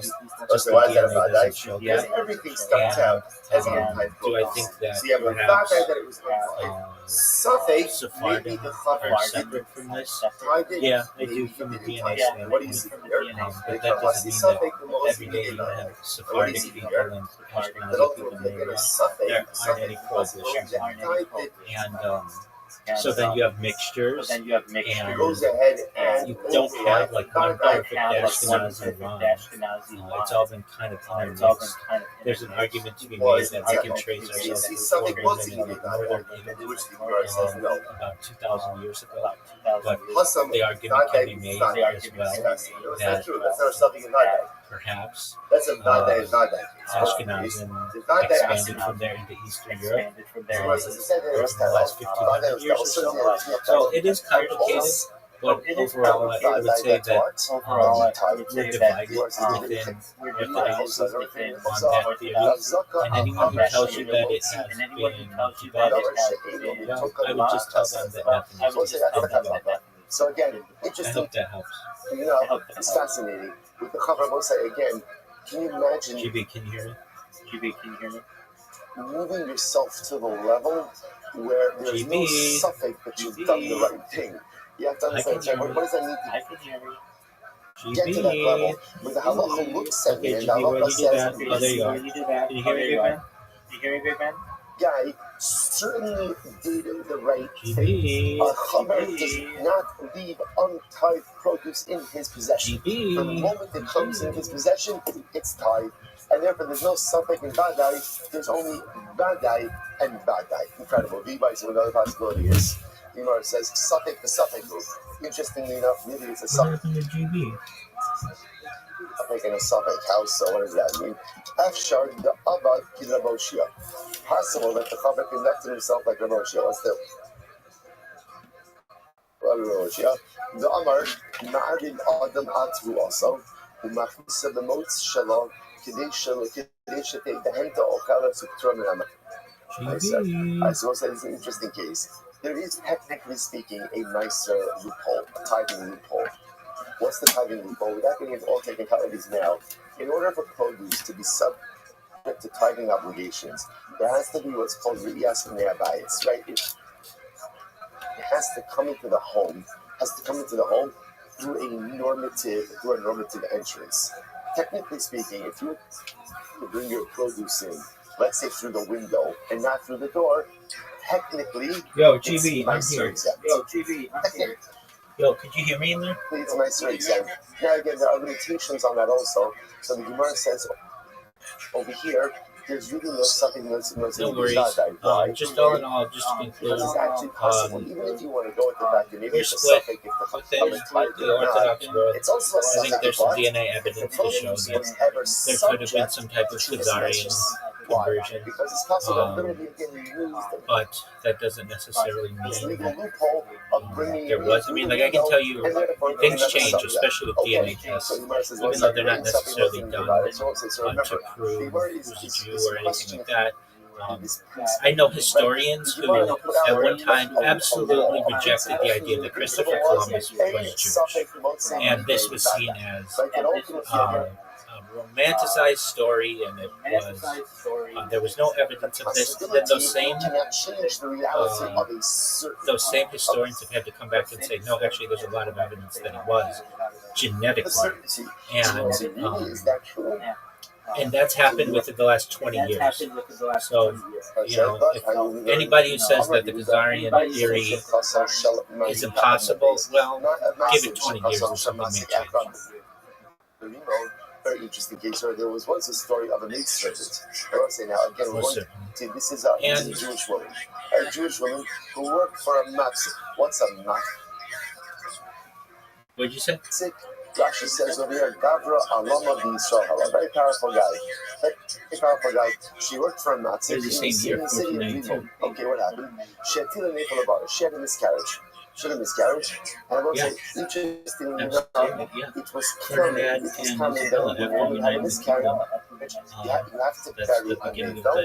But interesting, the halacha is, this has also evolved a little bit. They would put a navel. Yeah, as I understand. In a nondescript. In general, what the halacha is, you have to bury a navel. You have to bury a miscarried baby. To my knowledge, financed bury it in a mark. by Jews. He was financed by the Fugger family. Do you know the Fugger family? For a variety of reasons. So if you're into this, then you should know about the Fugger family. They're not talking about. Actually, Carter class on this last week. The etymology of the word fuck. So there's not a real clear etymology to the word fuck. And everybody wants to know because it's used so often in English. But there isn't. It's a fringe theory, but I think there's a lot of evidence towards this that it related to this man named Jacob the Rich. His name was Jacob Fugger, and he was a Roman Catholic mine owner who basically made a lot of money in silver mines and timber. And he was so wealthy, he was considered in the 1500s to be the wealthiest person in the world. Literally, he built something. It's the oldest public housing development that still stands. It's called the something in German. But basically, you can still live there today. You have to pay like $1.50 per year in rent, and you have to be Roman Catholic. Like those are the two things you can get on. If you're one of those two things, or if you're those two things, you can pay €1.50, and you're of that religion. You can live in this like it's like a apartment, like a really big apartment complex. Anyway, he was someone before the, or slightly after, I want to say, to a corpse underneath the sky. But I lean over the corpse. I am the Ohel. So here the Kohen went ahead and leaned over the pit to see, is it a boy or a girl? And what happened? This episode came from the Chachamim. And they're retired. They're retired. Why are they retired, the Kohen? Because ultimately, again, this was a place where there were weasels and animals there. And the reality is they probably took the miscarriage. They probably took it and dragged it away somewhere. One second. He was around the time of the Medicis, but basically, the Medicis were like the papal bankers, and the Fuggers were like the early Roman Empire bankers. And so he is the person who allegedly, and you don't see this much in history books, but he funded Christopher Columbus's expedition. And, but like there's some things that Christopher Columbus, I forget what day he left, but it was, oh yeah, no, I do know what day he left. So it would be, I think the 10th in our calendar,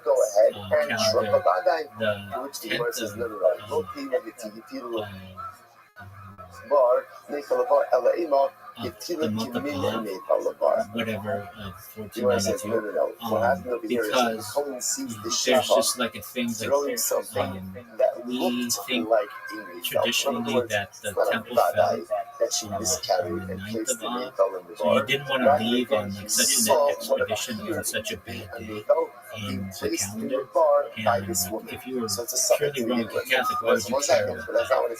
But there are arguments to be made that Christopher Columbus at least was aware of this and delayed the start of the journey by one day. Whether this is true or not, I mean, it happened 500 years ago. but I've heard Jewish historians talk about this. But I've heard them also say that there was like a 5 to 10% chance that he was Jewish, basically very small. But then changed 15 years later and have to republish a bunch of books saying that maybe 70 to 80% chance. So, in contrast to some other discharge. See, first of all, idea was it an AFL or not? If it was an AFL, these things change, and I in see the the Kazarian to see if it was a theory bundle. So in change. fact, this wasn't the case Back of to the Dadai. Fugers, which doesn't really have to do anything with But again, Judaism, this was but a case I of find it interesting Suffolk and that Suffolk. so the again, term fuck, there's not a really good like Suffolk, etymology whether to or it. not she miscarried, They say that it comes from like a German word, like that may be mixed with some other term to mean to hit, like 800 years ago, whatever. And so, it was an established word in like 1300, but it wasn't used that much. It was only started to be used a lot once this guy Jacob Fugger, Jacob the Rich, became popular, and there would be poems written about him. Like this guy was so rich, like he was. How rich was he? He was Fugger rich, and it became like fucker rich. And it's almost like I even referenced this in the class that I taught. It's just a YouTube class, but that like it's like the word Trump.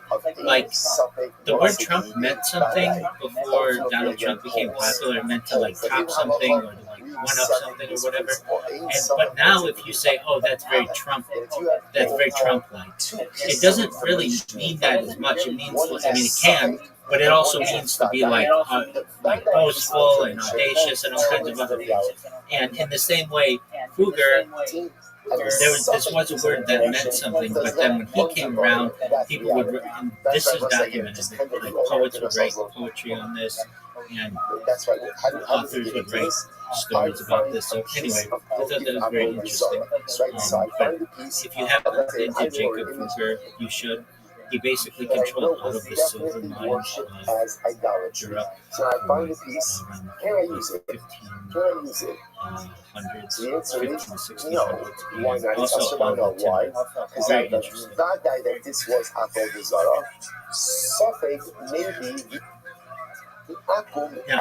Now that's an interesting one. If you look at all that Renaissance artwork, that's all big.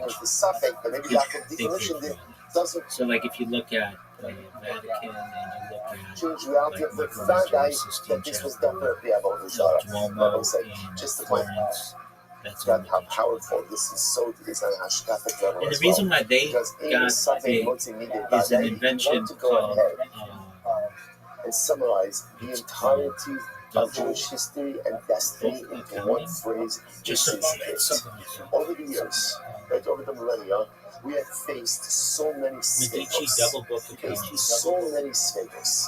Like, so it's not that exactly. This is an existential threat. Double entry account. Double entry bookkeeping. So basically, I mean, it seems like really simple, but basically it's the idea that you keep, for accounting purposes, to be specific, it is where every financial transaction is recorded as both a debit and a credit to maintain balance. This method ensures that total debits equal total credits, providing a built-in error checking mechanism and clear, accurate picture of financial health. And Medici's the one who figured that out. That's why they're successful. It was scary, it was overwhelming, but obviously, commercialized as it, and he's married to Svel, it takes on a totally different thing. Over the years, over the centuries, there's been many sfegos. Right? Yeah, to non-Jews it is, yeah. Many moments of existential suffering. Are we going to make it through this? Yeah, there's a rule. Are we going to weather this storm? Just less than a century ago, they put us in ovens and in gas chambers. There was a suffering. So what holds us over? What holds us over is this principle. In Suffolk, Motzi Midei Vadai. What's the Vadai?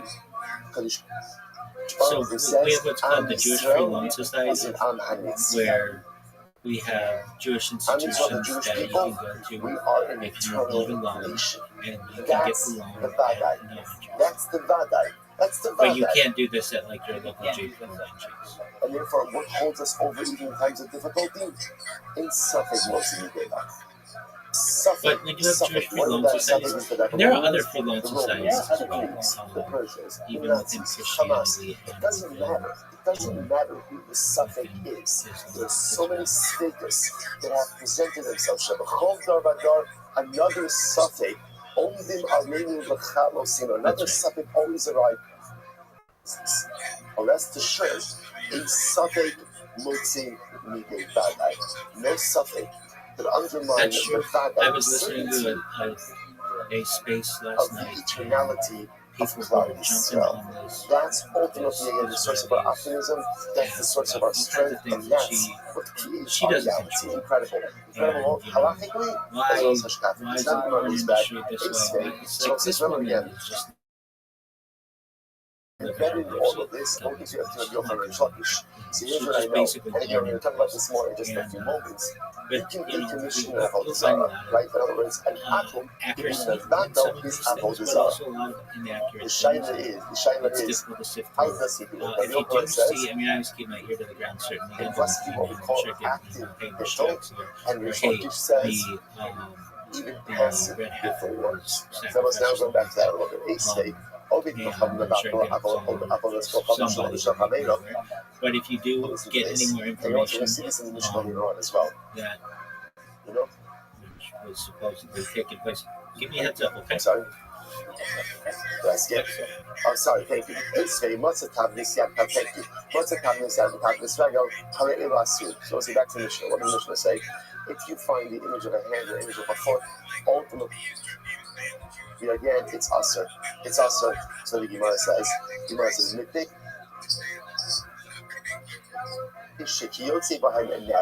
Why? Because at the end of the day, all it takes is that was a tiny image that people worship. Realistically, is to either remove or move the Al-Aqsa and the Dome of the Rock, which isn't big. It's not that big of a place. And then to rebuild a temple there. It's not like the temple's massive. It's pretty small. It's like the size of like, I don't know, like a normal. This should be totally mutter, right? Because according to Shlokish, once you find broken pieces, whether the Akum actively broke it or the idol broke on its own, an Akum who doesn't worship an idol like that anymore. Again, also always make Shlokish's logic. Yeah, so that's if you can't save yourself from being broken, then chances are what? You're not much help to me. You're not much help to me, and therefore again. So what's going on? First, you might say, no, check the shmur. That happens, then that's just going to is what we said yesterday. What's the case? The case of the hand and the foot is the case ultimately when it's on a pedestal. Be able to keep this to when it's on a pedestal, and that is quite possible that is actually a conflict that's more controllable. I mean, if that happens, you're going to have a billion Muslims who are coming after you, and that's not something that is okay. Ignoring the Kaishon, or this will come back to Avodah Zarah. It's very case, we'll see more of this later. So we'll be coming, giving the battle. I can tell you this war is not going to be over with anytime soon. Of his friend. Meaning, I could even see a draft of the United States, meaning conscription, which we haven't had since 1973. And whether it's his idolatry that he worships or someone else's idolatry. That's never popular. The whole volunteer army has been something that is more tolerable for these conflicts, because it's at least it's like, hey, you wanted to go, but when they start drafting people who don't want to go and you get parents involved, you're going to have a lot of backlash. Caroline Levitt, the speaker, the press secretary, said that the Trump administration had not ruled that out. Yet, Barron Trump is like too tall for the draft. So they're like, why is that? What about a what case benefit of of turning 40? idolatry I that just just turned breaks on its 40, own? Now, 70, clearly, 4 again, days for ago, a or church like something you, like that. And you I'm want no to do longer extra work. Rabbi, Shepasma. What's the case over here? The case over here is where the Yisrael something that I would tell you that dented the I Ovid don't Kochaber. see happen. So what's If interesting that over the happened, mercy then testing is denting you'll see is not a people form who of decommission. will, Why not? Decommission you'll see requires Americans attack breakage. Americans. Breakage, denting where the And entire I item is still understand intact if you're going to send doesn't somebody's kid to decommission. war, One second. what else does someone have to live for? Meaning, like, But that's not true. We learned that you know, again, your if you local dent an service idolatry, office is even though again, all of demanding the that your kid idolatrous go and get material drafted, is still what's present. going to stop some father Ultimately, who again, doesn't want yeah, his but kid these are drafted his from going bottle. there and just How do you take read the it out of Pascal him? Kohaben? Ava Pascal Yisrael Lo Bashba. Ultimately, again, that's you're right. If an Akum goes ahead and dents the idolatry, that negates it. But if he struck dents the idolatry, that does not negate it. Yeah, exactly. And we will have that. And there's a certain segment of the population that is bored and would think it'd be cool and 6'7" and all this bullshit. And then they get there and they see their friends die and they start to get injured. And it's not funny anymore. This happens with every population. And should be a proper form of idolatrous negation. basically, So really, even if he strong dents it, it's okay. So what's the issue? So why did Chazal say that it's not? Listen to this. the death tolls that we're hearing out of that region right now, I think it's like 6 service here's the members issue. retired. In reality, You're not allowed in Israel Israel to has the videotape power of any negation, right? type of Israel does have the power to go ahead and So, negate idolatry. you're How not does he going to see negate idolatry? anything there. I mean, I can tell you right now, I'm live streaming If he on breaks it, Israeli if he dents it, it all should Discord, work. So and they're there. I mean, their ears to the ground. why That's did how I found Chazal out say about the it doesn't Ayatollah. work? What are you And concerned like about? anything that happens directly from Israel, We're like concerned literally, I'm in this that what is Esau Discord going to do? right He now, wants to negate and and have all desire. they tell me everything. And So what does he do? He has avodah zarah. like, you're not allowed in there to like He lifts it up take by pictures getting of ready, people let's say, or to smash it or to dent it afterwards. What's the problem? troops or Once he anything like lifts that. it up, that's an act of And- Hagbah. And What then does the United Hagbah do? States, Hagbah acquires. they don't Once he want to acquires it, it becomes the avodah zarah of a come Jew. out and say, Once it becomes the avodah zarah of a Jew, the 500 avodah people kochaben died, biyad 3,000 Yisrael. people The died. kol avodah That would turn, kochaben biyad Yisrael eina I mean, it's b'tira already over. only So I 25% say of this Americans is absolutely support wild. this. It's It's lower absolutely than wild. any other conflict we've ever I had. will say we are going to see exactly why this is. This is a Gemara in And to say that, block from now on I your mean, days. there are going to be But again, people right who now, say let's it's go to not the related to principle. The the principle Epstein is files, any but avodah it's zarah pretty clear as day to me. Like it is. When you have a president that is who owned fought by a for Jew being a cannot be negated. So watch what's happening over here. peace Can president Yisrael, technically speaking, decommission avodah and zarah? had 30 years of him on camera saying and in writing that everybody else is going to go to war with Iran. And then all of a sudden, it's not like they bombed us. It's not like anything happened. It's pretty clear that he's doing some terrible shit, and there's some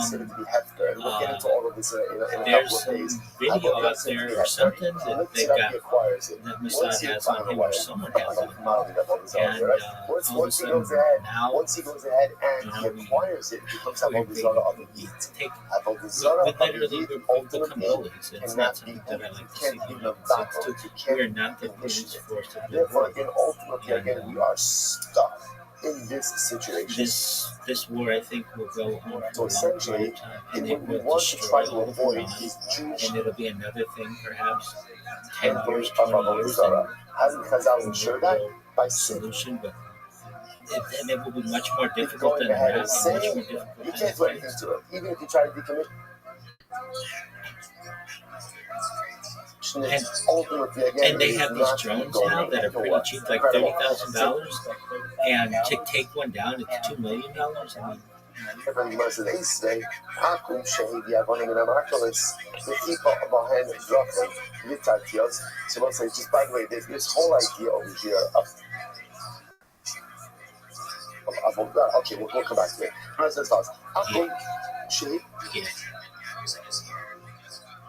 Yeah, but that's an interesting one. So you're talking about Adelson. Right?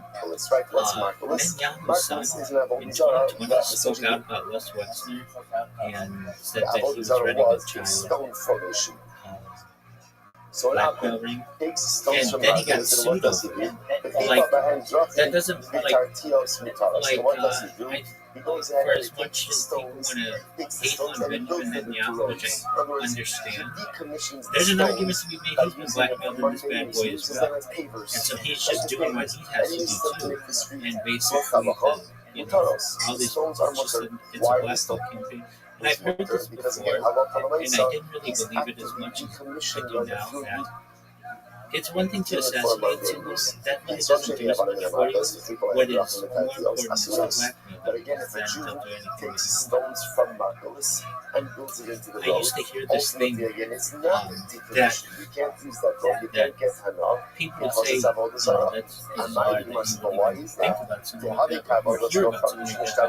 There used to be these parties for California politicians, just politicians in the United States in general, in like these areas of like Hollywood and the west side of Los Angeles, where it would be like people would be like excited to go. They'd be like senators and Congress people, like people running for Congress or the mayor or whatever, and they would start out as like sex parties, like big orgies, and then all of a sudden they would bring in children and basically say to these people, if you want to be senator or whatever, you've got to do this, and they would do it not knowing that they're on camera, and then they would want to pay for it for the rest of their life. And I can easily see how that's true.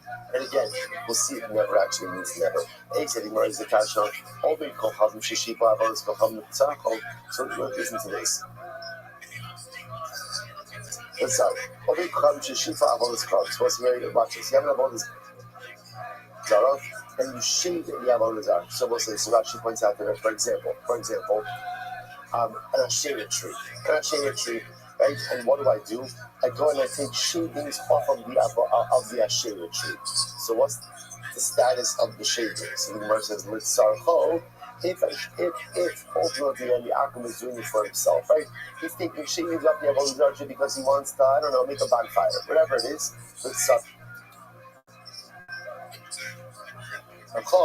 Ultimately, again, he's doing it for himself, and he, the sheep, then both the shavings and the tree itself become mutter. Why? Because the action of taking shavings off the avodah zarah tree for the Akum's own personal use is what? Is itself a decommissioning of the avodah zarah. Okay, the Gemara says, however, with Zarcha, if he's taking shavings off the tree, that's it's pruning the tree, right? And that's for the benefit of the tree itself. So it's Zarcha, for as long as you've known me, I advocate for world peace because I knew these kinds of things were coming down. The shavings and the tree, and for anyone who blames it's still also the people at the top, including the Rothschilds, including the Rockefellers, including the Astors, and everybody else, both Jews and non-Jews. But if he I have takes heard, shavings, right, takes pieces off of the Asherah tree, even whether the Israel is doing this again for his benefit or for the tree's benefit, the reason why, again, the avodah zarah, the tree itself, and the shavings remain. Even if you're the top baker in the world, you still need to be married under a chuppah. Why should this be any different, right? You don't have control. It should be no different. There's no control. Like you can't. Then You could bribe people, sure, but and when it breaks on the basically at the end of the she day, said it's decommissioned. you So what's what we're in this case, it should be decommissioned are as well. to So which religion, and and that keep the Rabbi. perhaps So let's say once again, we keep on bringing up Rabbi. this could be the work of some rogue rabbi. I have my suspicion that it could be. I don't know, but basically everybody is, we find everybody is blackmailed on one thing after another after another. And it gets that way within Orthodoxy. Like somebody will be like, "Oh, we saw that your son wasn't keeping kosher, but we know that your daughter-in-law didn't have a kosher conversion." I mean, it can get very much like a gotcha game. If you find the And I think that you can grind it up and scatter it to the wind. Or you can go ahead I and suspect it. throw I it into really the sea. do.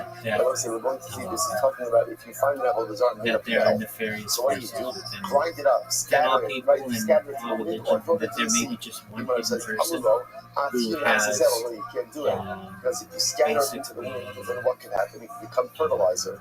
So which one says, basically black other brothers, and that works its way down. I mean, I've spoken to rabbinical colleagues about this. That basically there's some problems to this.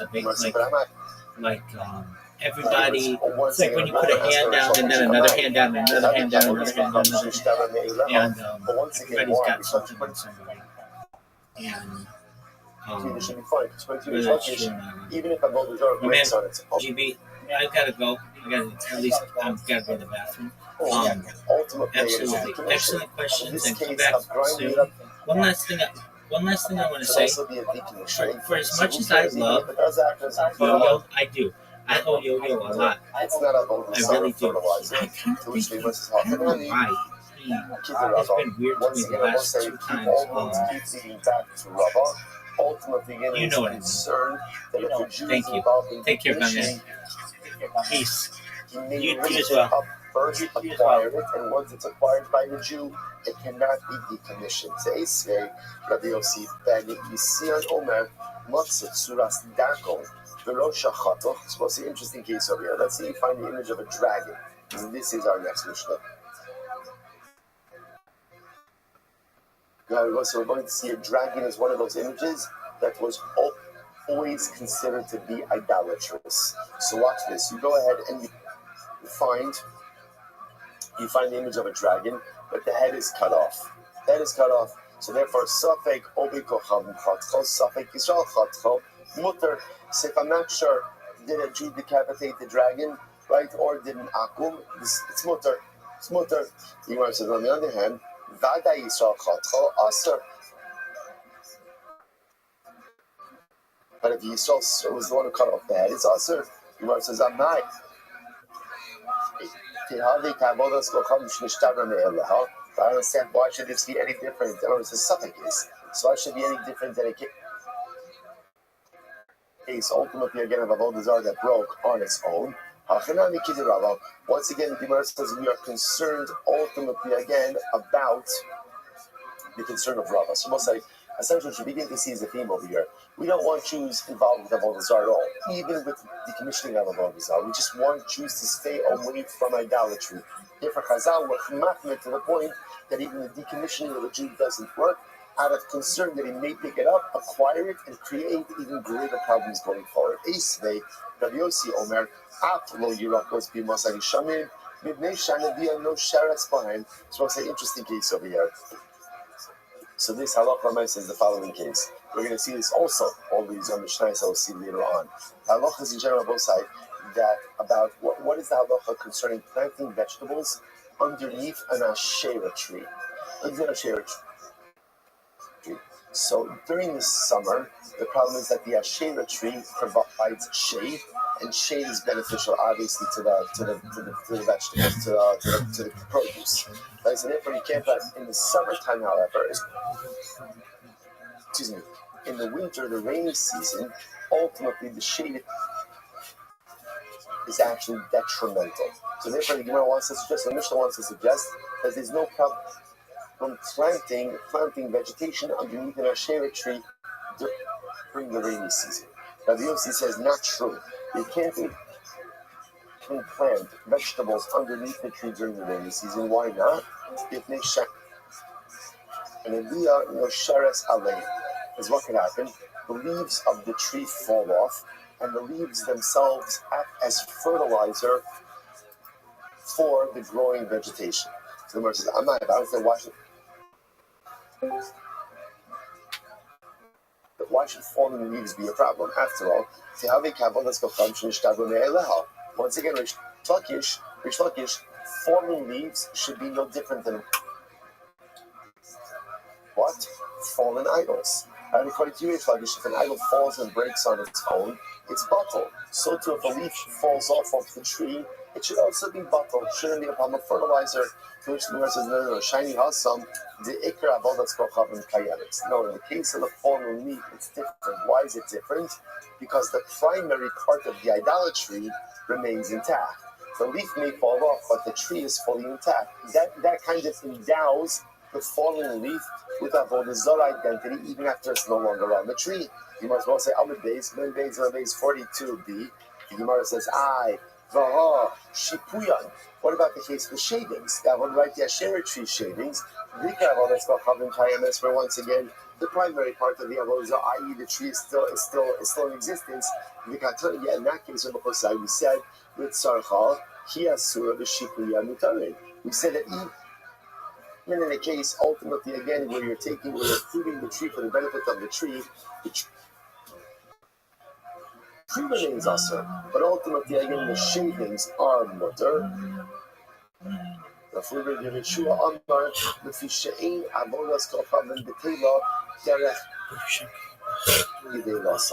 Ultimately, I will say for the simple reason because an avodah zarah, you can't negate an avodah zarah. It cannot be negated when it is functioning in its normal, natural way. So, since it is normal for leaves to fall off trees, that act cannot create a sense of negation or reality of negation, which makes sense. The Gemara says, so up until now, all of these questions have been from Rabbi Yochanan to Reish Lakish. So now I'm going to both sides. According to Rabbi Yochanan, Reish Lakish focuses on one simple case. An avodah zarah falls over by itself and breaks. Is the avodah zarah bottle or not? Rabbi Yochanan, no, because negation of idolatry requires active negation. Reish Lakish, yes, because even de facto negation, right, or passive negation ultimately works. So up until now, this entire Amid has been Rabbi Yochanan questioning Reish Lakish. Now we switch gears. So Reish Lakish asked the kasha on Rabbi Yochanan. Here we go. What's the interesting case here? If you have a tree, now the tree belongs to Hektish, right? The tree belongs to Beis Hamikdash. Now what happens? There's a nest on top of the tree. Some birds made a nest on top of the tree. What's the halacha? Lo nanin v'lo mo'ab. You really should not get benefit from the nest, but if you did so, you have not committed Ne'ilah. That was I saw again. Rashi says over here, second line from the top, Lo nanin, that's midrabanan. So you can't get benefit, midrabanan, v'lo mo'aleh. Right, but obviously, again, the nest itself is not considered to be part of the tree, and therefore, if you did get benefit from the nest, ultimately, again, it's not Ne'ilah. Fine. So let's analyze. The Barosh Shel Asherah, what about if the nest is on the top of an Asherah tree? So same case. I have an Asherah tree. On the top of the Asherah tree is a bird's nest. I want to get benefit from the bird's nest. So what can I do? Yatiz Bakana. So what can you do?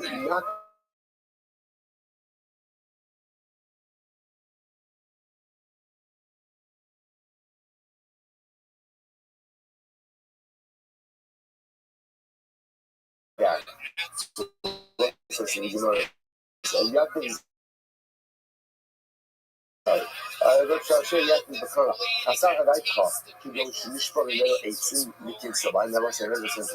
is very interesting. So now, again, what can't I do? I can't, in both cases, I can't climb the tree in order to get to the nest, right? Because climbing the tree is usage of the tree. But with the avodah zarah tree, interesting enough, what can I do? Just take a piece of wood, knock down the nest, and get back from the nest. Now, Gemara says, let's say, what is the bird building the nest from? Now, the assumption over here is the nest on the Asherah tree is being built from wood or from twigs from the Asherah tree, right? And yet, what does the Gemara say? You get benefit from the nest. You can't scale the tree but you can get benefit from the nest. But that nest is made from broken pieces of the Asherah tree. What do you see from here? That once Avodah Zarah breaks, right, even on its own, even though it has not been actively broken, it's decommissioned. So the Gemara says, the assumption over here is that the bird is building its nest from twigs, broken pieces of the Asherah tree. The katani yatis bakana, and yet the nest is mutter. So here's one says, this supports my assertion that broken Avodah Zarah, even if not intentionally broken, ultimately decommissions the Avodah Zarah. The Gemara says, no. However, what's the case? You go into IC8 in the Alma, not necessarily. That's not to say how birds make nests. Or birds make nests. Birds make nests in trees all the time, but they often bring materials from other locations. So the case over here is the bird made itself approachable in the Asherah tree, but it did not gather the materials or the nest from the Asherah tree. Rather, it gathered the materials ultimately again from elsewhere. Taken on the Dikani, Gabi Hektish. So again, what's the raya for that? The raya for that is look at the Hektish case. What happened in the Hektish case? In the Hektish case, what did the Gemara say about the bird's nest? Lo nanin, or about the tree. Lo nan, about the nest. Sorry. Lo nanin v'lo mo'alin. So again, you should not get benefit from the nest. But if you did, you did not commit to Milah. So let's analyze this. The IC8 in the Alma, so we're talking about a case where the bird built the nest ultimately again from materials in the belt, right outside of the hektish tree. Then I need to kind of got a hektish lo nan v'lo mo'alin. So then it makes sense. Lo nan in the drabanan. So again, Chazal said, we really don't want you to get benefit from that nest, right? Why not? Because it's attached to a hektish tree, and we can see how accidentally we may come to scale the tree. But it's midrabanan, and also the Ramor in midoraisa, but there's no mehila. Why is there no mehila? Why is there no mehila? Because since the materials for the nest came not from the hektish tree, but from the outside, the nest itself is not subject to mehila. And again, once they halacha l'maisa, the bird is building the nest from the tree itself. That means again, if this nest is made from twigs from the hektish tree, then what's the status of the nest? The status of the nest is hektish. If it's hektish, ultimately again, then you're not allowed to benefit from it. And it's mi'ila midaraisa, which the Gemara says. So therefore the Gemara is suggesting it seems to be clear that halacha l'maisa we're dealing with both cases in the Asherah tree and in the hektish tree, where the bird is making a nest from other materials, not from the Asherah tree and not from the hektish tree, to which the Gemara says not necessarily. The Gemara says, the area, so we'll say maybe not. It's actually quite possible that in both of these cases, ultimately, or say in the hektish case, that the bird is making its nest from the actual hektish tree itself. But if the bird is making its nest from the hektish tree, then why is that nest not asr l'doraisa? Right? What's going on over here? To which the Gemara says, listen to this. Gemara says, what's the case over here? So Gemara says, this is a fascinating sugya which we'll get to. When you're makdish something, right? So obviously the item as it is hektish. What about if that item grows things afterwards? Are those subsequent growths considered to be hektish as well? So what's a good example of this? A tree. I'm makdish a tree, on Tuesday. And then 3 months later, there's Baruch Hashem, there's new branches, there's new growth. Are those new branches and growths subject to the hektish designation or not? That is a machlokes. That is called Gidulim haboin la'achar mikan. Growth which occurs after the designation. So the Gemara, they were talking about over here is the bird. So again, I was not fish the tree, and then again 3 months later, when new branches grew, the bird took twigs from the new growths. So and I made the nest out of those new growths, and therefore again, so now is the nest hagdish at the time. That's a machlokas. The Gemara says because sabar. And the author of this price, or the author of this Mishnah holds that Allah the head fish designation only devolves upon the tree that's in existence at the time of the designation. But anything that grows afterwards is not subject to head fish, and therefore, again, the nest is mutter. Incredible. Rabbi Avo, Amar Rabbi Yochanan, Mayak is ultimately, what does it mean? Rabbi Yochanan says maybe not. What does it mean when it says you can knock the nest down and get benefit from the nest? That's okay. It doesn't mean the nest. It doesn't mean the nest itself. It could very well be that the nest is usher. The nest is usher in both cases because it's made of a shela or because it's made of a hektish tree. Either way, it's usher. So what's mutter? What can you get benefit from? The chicks. Because when we say knock down the nest, what it means is get benefit from the contents of the nest, but not the nest itself. I'm going to learn about that. A sabalacha that broken, become required. And you can apply that to both cases, both to the shela case as well as the hektish case. So in both of the cases, ultimately, perhaps, you can't get benefit from the nest itself, especially for setting this up as a case where the nest is being made from the hektish tree or the nest is being made from the Asherah tree. And again, even assuming that the materials weren't present at the time of the designation, maybe we're going with the opinions that whatever grows from the tree is going to be hektish or avodah zarah. So what's the case? Why am I knocking down the nest? Not for the nest material, but rather what? For the chicks or for the eggs inside of the nest, and that will be mutter. That will be mutter. The beitzim can be kind of stress. Let's listen to this. The Shmuel says for the chicks it's going to be mutter, but for the eggs, ultimately again it's going to be asr. Now, let's say now why are the eggs asr? So this is actually quite fascinating. If you look at Rashi, this is Rashi right before the Mishnah in Rashi. The beitzim. Kan also shetzrichen iman the gazer bahar rabbanon ka'al iman asman. So what's actually quite fascinating? Eggs are awesome. So why are eggs awesome? Because eggs need the nest.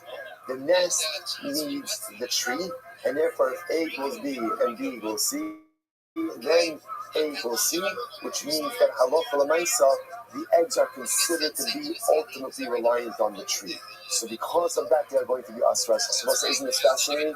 So it's quite fascinating. There's a lot of variables going on over here. But we were suggesting maybe in all of these cases the nest is asr. Why is the nest asr? Because we're talking about a case where the nest was made from the Asherah tree or from the hektish tree. So the nest is going to be asr. The nest is going to be asr. So what does it mean when the Brisa says take a stick, knock down the nest and get benefit from the nest? It means the chicks in the nest. The chicks are mutter.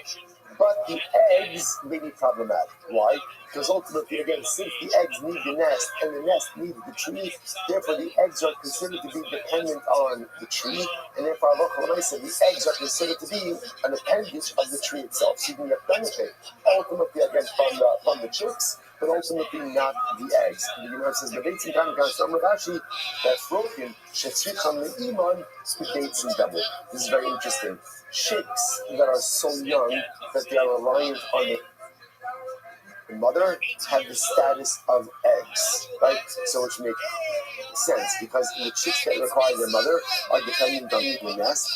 The nest is reliant on the tree, and therefore halacha l'maisa make paramount. So therefore, also it turns out that over here with this case of the nest on top of the aship, which are the hektish tree, you obviously can't scale the tree regardless, right? What can you do?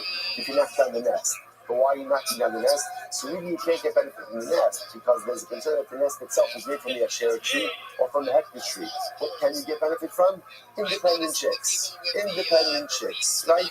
Halacha l'maisa that is going to be mutter, right? Is that right? Right? So and get benefit from the independent young birds, right? Or ultimately, but what you can't get benefit from is the eggs or from the reliant young, because those are considered to be dependent on the tree itself. One sec, we'll stop over here for today, but again, let me just say the halacha l'maisa. So actually, one sec. Yeah, we'll do tomorrow. Tomorrow, we'll pick up. We'll finish off with the halacha ma'aser yochanan shlakish. Like, what are we doing that machlokes? What are we asking like? And then in Eretz Hashem, we'll continue Eretz Hashem. Adventures in Avodah Zarah. Shkach, everyone. Bye, everyone. Have a great day. What do you do for work, Jeremy? What fucking Wi-Fi cable company do you work for? Spectrum? Even more exciting, I'm a safety guy. What kind of safety guy? I keep engineers safe. Where? What are you talking? Big corporation, basically. I give people hard hats, and then they go and do computer work. That's super exciting. How'd you get that job? One of your dads hooking up? Surprisingly, yes. Really? Yeah. Fuck, I don't even need to ask questions tonight. I already know the answer. This is like a psychic show. This is like a Miss Cleo hosted Alright. Jeremy, what's your love life like? Do you have a girlfriend right now? I'm married, and actually Alright, so we'll just say good morning. Good morning. Let us begin by thanking all of our sponsors for this morning trip. To thank our annual Talmud Torah sponsors, Tosim Yeshiva of Eretz Yisrael, for dedicating all the Shimon Drushos this year as its plus for the Soros Tovos and Yisrael. Our Torah sponsors for the month of Av, Rabbi, October, Stephen and Wendy Drazen, in honor of their parents Israel Drazen, Dina Drazen, Avi Roses White, in memory of Stanley Roses White from the Rafa. Our week of learning sponsors Abby and Joe Hirsch, with appreciation. We share the entire Kavila for the Chayalim and the Swiss the Chayalim and all of those sacrificing the Klal Yisrael. And Maish and Devorah Wordesheim are definitely sponsors for today. Rachel of the Yard Center, Aryeh Leib Ben Yochel American Talmud Torah, all of the Neshama Slavin Aliyah, the families in the Fama, all of those leaders who are seven little Kol Kol Yisrael. This Rafush and Message bring home our hostages, the Shalom and the Pharaoh, while our holy soldiers to be successful. The Chol Maaseh Yidei.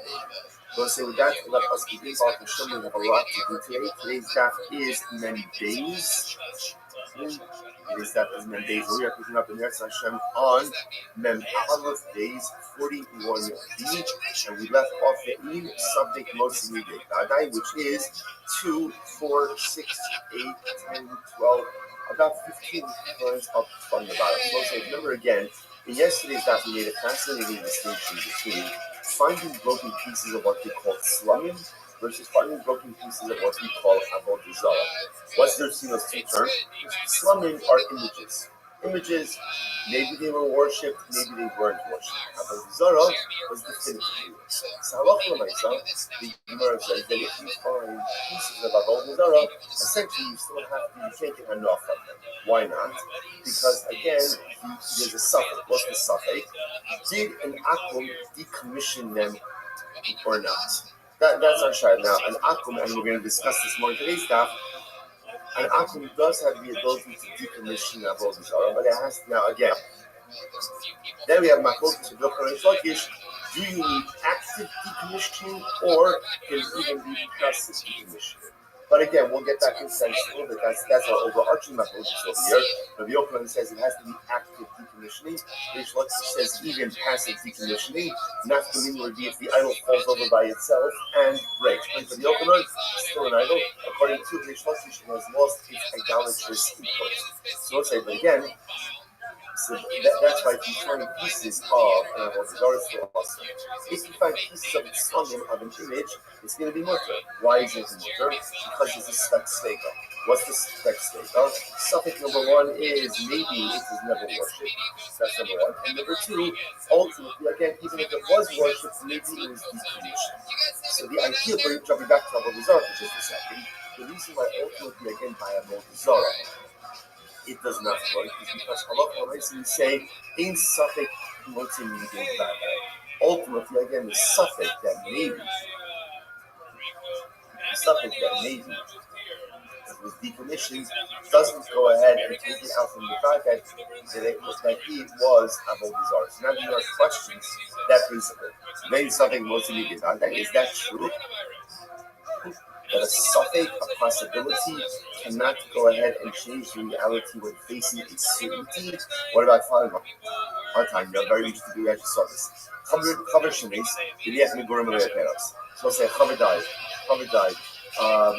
And again, we translate. I have to give a special Shalom Aleichem to a member of our shir from South Africa by the name of Ian Meltzer, who I was just introduced to through Mel Ram, another member of our shir in Toronto.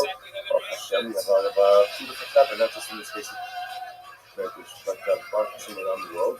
So Ian messaged me via Mel. I translated his cover a few days ago as Kamkachim. So the truth is, it's not really a fair definition. Rashi, remember again, 2 days ago, goes ahead and translates Chaver as a person who is careful with the laws of Tum and Tara, to the point that he even eats his chulin b'tara. He even eats his chulin b'tara. So even again, given what we'll call non-sanctified food, he is not going to eat in a state of ritual purity, and he's also careful with Trumas and Mesrus. So that's the definition of a Chaver. So since Rabbi asked, he said, why do you call a Chaver? Right? Chaver means a friend. What's the pshat of that? So perhaps the Yisod is like this. Who's a Chaver? Chaver is someone who is just looking and searching out for extra Tara in this world. He's looking for extra purity. That's what he's looking for. At the end of the day, what is the Hashem says, I want you to make sure that you eat Kodesh in a state of Tara. You don't have to eat in a state of Tara. You're not obligated to eat your unsanctified food in a state of ritual purity. Chaver is someone who thirsts for Tara so much that he seeks out those standards even in areas where ultimately he's not obligated. Such a person who is thirsting for purity, such a person who wants to put in purity into areas that he's like, well, even he's not obligated to do so, such a person is a friend. That's a friend. That's what Baruch Hu said. Someone who wants me in their life so badly that he's willing to take on strictures in areas of ritual purity, that he doesn't have to. That's a friend. That's a friend of the Rizvah of Shalom. Perhaps even to a certain degree, a higher level than a Talmud Chacham, because the acquisition of knowledge is enjoyable. It's inherently enjoyable. It's beautiful. We all love learning. We all love exploring new ideas. But someone who mamish puts upon himself additional strings and shoes because he wants Tara, after Tara. He wants purity. That's a friend of the Rizvah of Shalom. So the Gemara says, Chaver Shenis, Yeliyach Megurim Le'Peros. So Chaver dies, interesting case, Chaver dies, and after he dies, they discover that he has a basket of fruit. What's the issue? The issue is we don't know whether or not they've been tied. So the Gemara says, even if Mamish just harvested them that day, there's a chazaka, ultimately again, that they are properly tied. The Gemara says, I have 1 second. Let's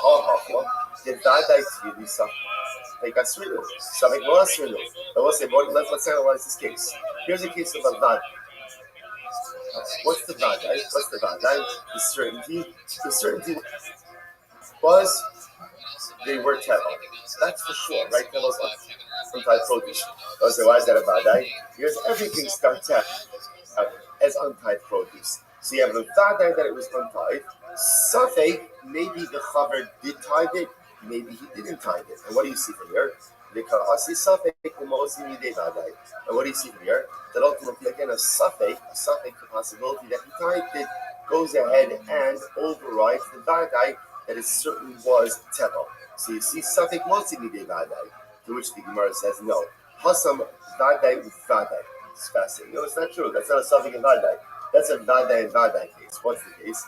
The Vadai Asrinu. The Gemara says, it said that it was Tevel. Vadai was Tevel. Certainly it was Tevel. And also Vadai, that's what? That he tithed it. The Gemara says, Chanina Chozah, Chazaka al Chaver she'ena motzi davar she'ena mituka mitakas yado. We'll say that's the Chazaka. So again, interestingly enough, it's fascinating. With the Chaver, we'll say again, can you imagine moving yourself to the level where there's no suffix that you've done the right thing? You have to understand this, right? What does that mean to get to that level where the halacha looks at? Yo, God. And the halacha says this guy certainly did the right thing. A chaver does not leave untied produce in his possession. From the moment it comes into his possession, it's tied. And therefore there's no suffix in vadai, there's only vadai and vadai. Incredible. Levi, so another possibility is, you know, it says suffix for suffix. Interestingly enough, maybe it's a suffix in a suffix house, so what does that mean? Afshar the abad kiraboshia. It's possible that the chaver conducted himself like Rabbi Shia. The Amar Ma'arim Adam Al Truasal, who Machnisa B'Motz Shalom, Kidei Shalokim. They should take the Hemta Ochala Subtram Ramayasa. I suppose it's an interesting case. There is, technically speaking, a nicer loophole, a tithing loophole. What's the tithing loophole? Without getting into all technicalities now, in order for produce to be subject to tithing obligations, there has to be what's called Riyas Pnei Abayis, right? It has to come into the home, through a normative entrance. Technically speaking, if you were to bring your produce in, let's say through the window and not through the door, technically it's nicer exempt. Now again, there are limitations on that also. So the Gemara says over here, there's really no subject notes in Why? Because it's actually possible, even if you want to go with the fact that maybe it's a suffix if the chaver tithed it or not, it's also a suffix if what?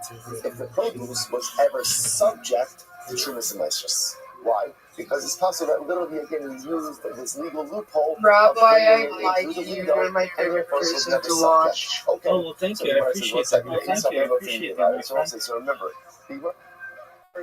I used to watch you on the The Gemara put out there like a law, a principle. If I may ask, are you at least age 18? Right, that all again a possibility to change the reality of a certain. That's okay. So watch me in the Jewish Guild.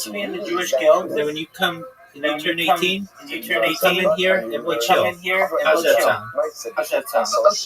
Excellent, my friend. Thank you for your time. You can use me for 4 years. Okay. But just watch me in the Jewish Guild. This is a Jewish word. Okay. Goodbye. Have a great day. My friend. Thank you for your kind words. She says over here, Gavra Alama B'Yisrael, a very powerful guy. She worked for a matzik in the city of Rimon. Okay, what happened?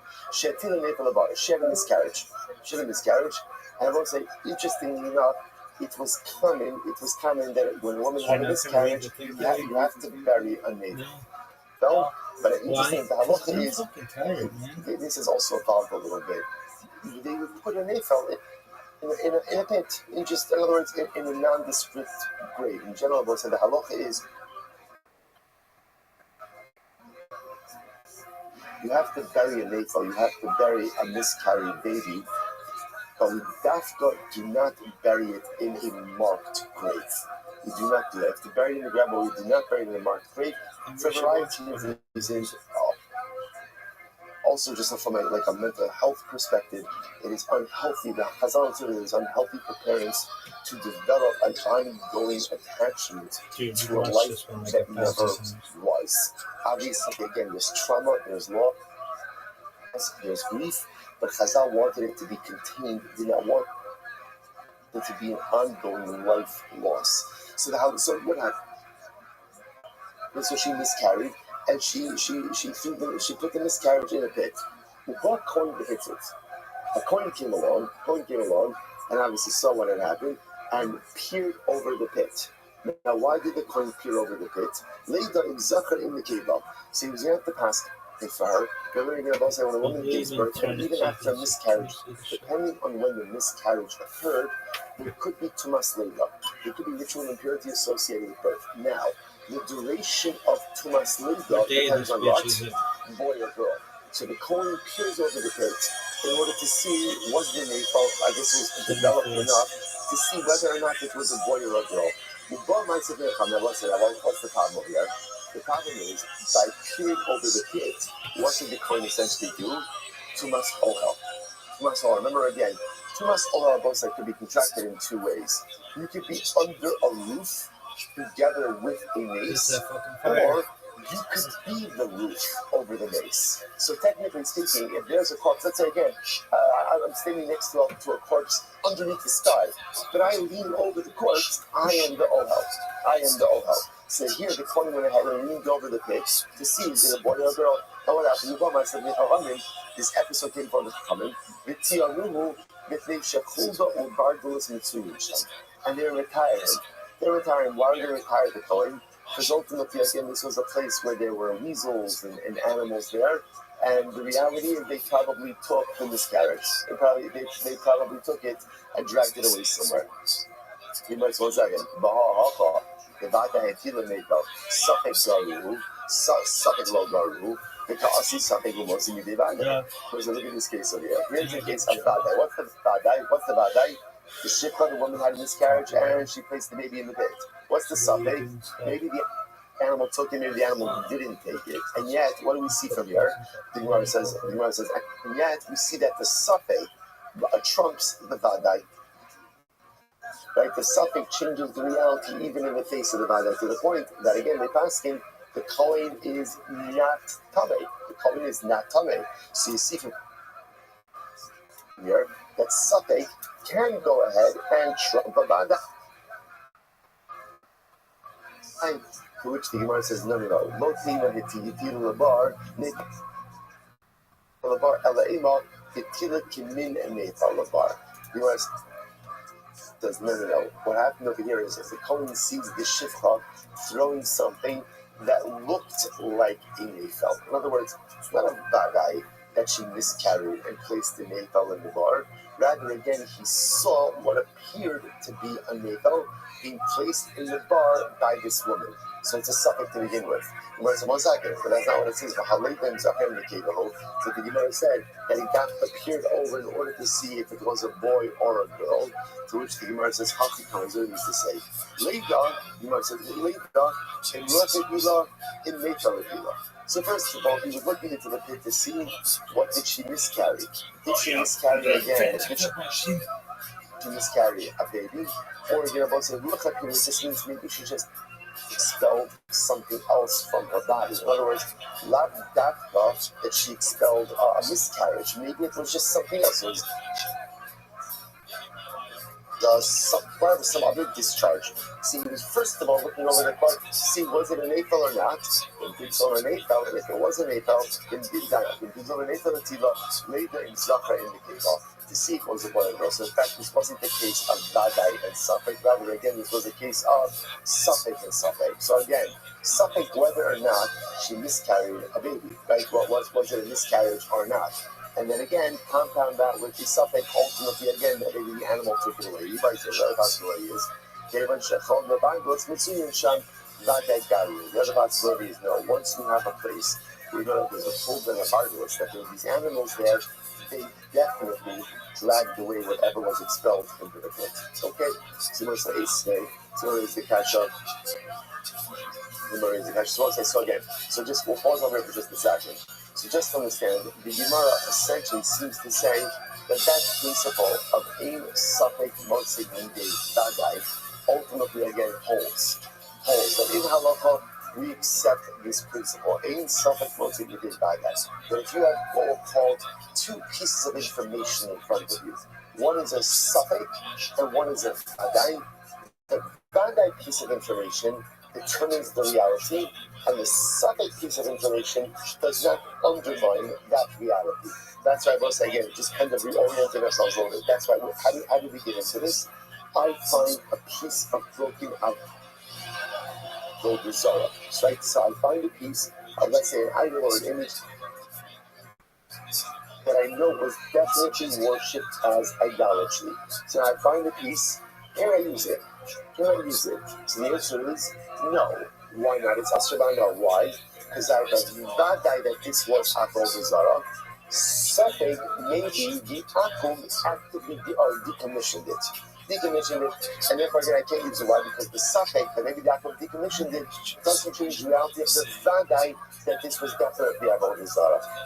And I will say, just to point out how powerful this is, so is on a Catholic level as well. Because in Safek Motzei Midei Vadai, if you want to go ahead and summarize the entirety of Jewish history and destiny into one phrase, this is it. Over the years, like over the millennia, we have faced so many struggles. Like, will we survive? Is this an existential threat? You know, all of it. So it was so interesting. It's so interesting that those of us who was also here on Shabbos, Usher Weiss, he said there's actually so many beautiful things. One of the things I thought that was like very shocking was he spoke about in the aftermath of October 7th, being an existential threat to Qatar Israel. So to me that was shocking, because for me, in my mind, I said to myself, there is never an existential threat about Israel. It was scary, it was overwhelming, but obviously, the Russian says it, he's an Eretz Yisrael Jew. It takes on a totally different thing. And over the centuries, there's been many speakers, right? We faced many moments of existential suffering. Are we going to make it through this? Are we going to weather this storm? Just less than a century ago, they put us in ovens and in gas chambers. It was a suffering. So what holds us over? What holds us over is this principle. In suffering, what's in the vadai? What's the vadai? Kadosh Baruch Hu says, Am Yisrael is an Am HaNetzchi. Am Yisrael, the Jewish people, we are an eternal nation. That's the vadai.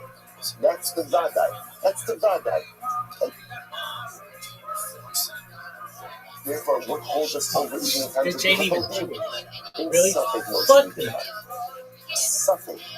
Whether that Suffolk is the Babylonians, the Romans, the Greeks, the Persians, the Nazis, Hamas. It doesn't matter. It doesn't matter who the Suffolk is. There are so many speakers that have presented themselves. Another Suffolk, another Suffolk always arises. Rest assured, a Suffolk motzi midei vadai. No Suffolk could undermine the vadai, the certainty of the eternality of Klal Yisrael. That's ultimately, again, the source of our optimism. That's the source of our strength, and that's what creates our reality. Incredible, both halachically as well as hashkafically. Now the Gemara goes back. So it says, remember again, embedded in all of this is this machlokes of Rabbi Yochanan and Shlokish. So here's what I know, and again, we're going to talk about this more in just a few moments. You can decommission an avodah zarah, right? In other words, an akum could be mevatel his avodah zarah.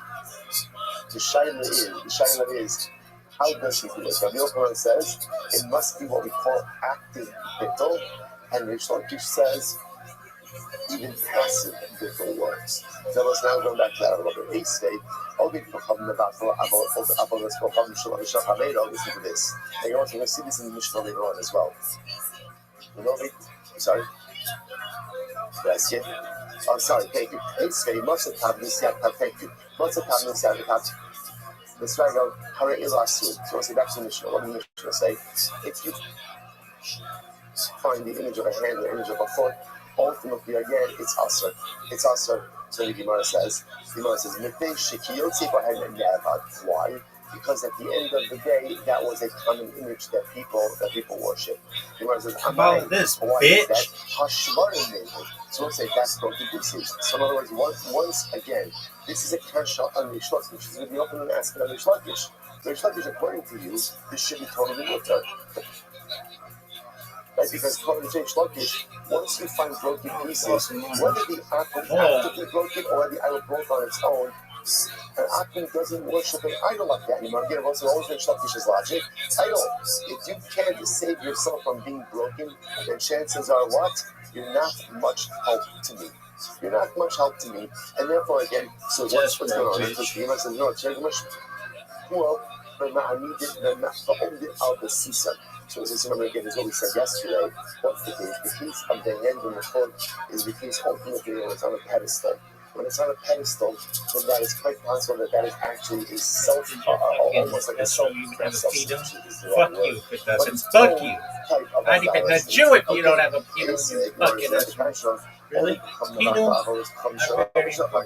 So we'll see more of this later.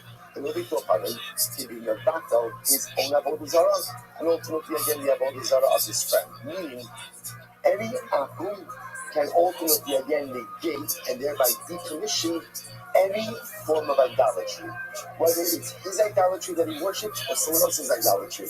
However, the Yisrael ain't no Rabbi it's actually quite fascinating. We'll see the logic behind this. In Ovid Kochavim, actually, a Yisrael does not have the ability to negate any form of idolatry. Isn't that fascinating? Right? So Ovid Kochavim can negate and decommission any form of idolatry. A Yisrael has no power of negation over idolatry. That's it. I'm Rabbi. So we do it. So it's like, so am I. So have you got bonus comes from Shalom Allahu? Well, why is that? What about a case of idolatry that just breaks on its own? Now, clearly, again, according to Shlakish, according to that should work. Rabbi Shepaska. What's the case over here? The case over here is where the Yisrael then did the open Kochavim. So what's interesting enough what you are suggesting is denting is not a form of decommission. Why not? Decommission requires breakage.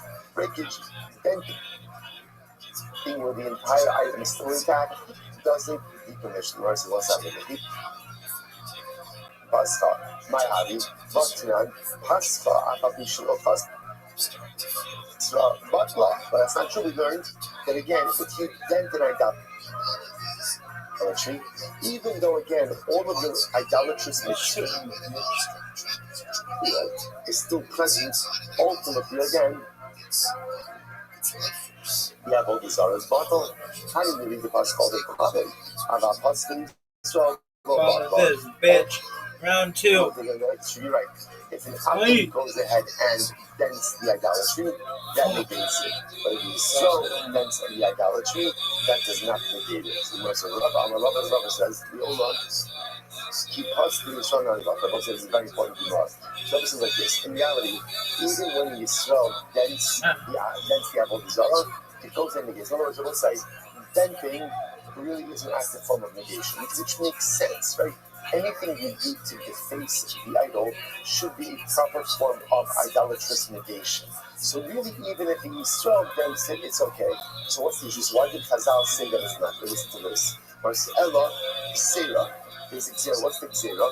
Dilma Magdala, Bahadum Mavatala. So here's the issue. In reality, a Yisrael has the power of negation, right? The Yisrael does have the power to go ahead and negate idolatry. How does he negate idolatry? If he breaks it, if he dents it, it all should work. So why did Chazal say it doesn't work? What are we concerned about? Listen to this. We're concerned that what is the Yisrael going to do? He wants to negate and have Avodah Zarah. So what does he do? He has Avodah Zarah. He lifts it up, right? Getting ready, let's say, to smash it or to dent it afterwards. What's the problem? Once he lifts it up, I will say, that's an act of Hagbah. What does Hagbah do? Hagbah acquires. Once he acquires it, it becomes the Avodah Zarah of a Jew. Once it becomes the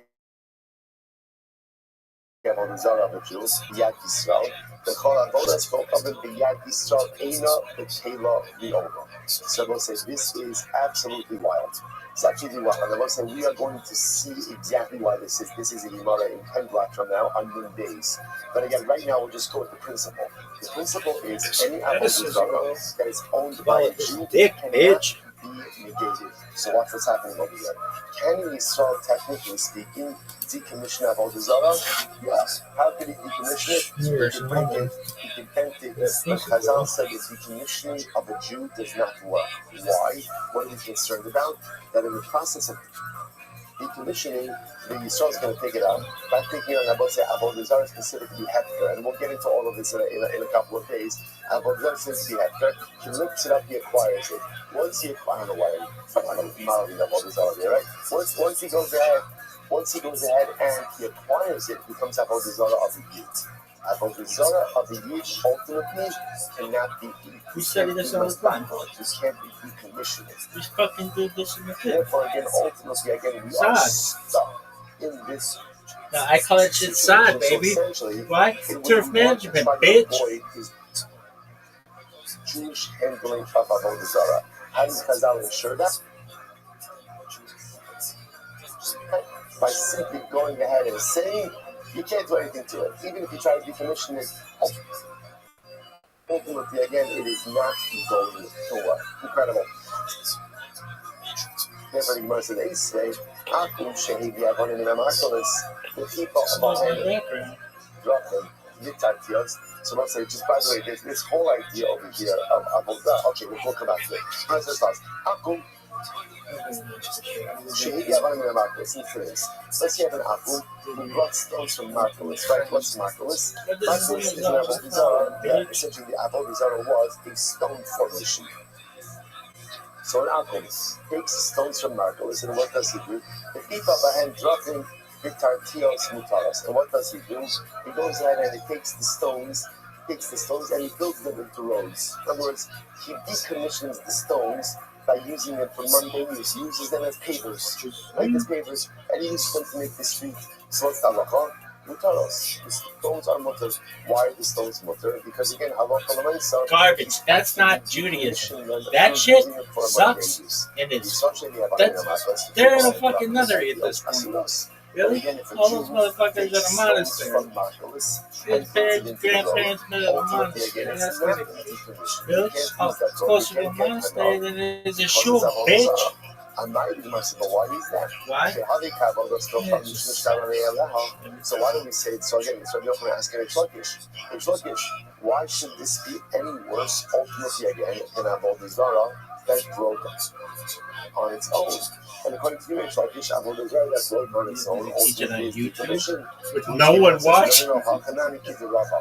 The one says, really? Rabbi said essentially, Midrabanon, our Jews can't decommission Avodah Zarah. Why not? Because once again, we have this concern. So we have this concern. Come on, the process of this decommissioning, the Jew's going to lift it up. If he lifts it up, he acquires it. Then it's Avodah Zarah owned by a Jew. We call them whiteouts. Really? You call them flankers. Really?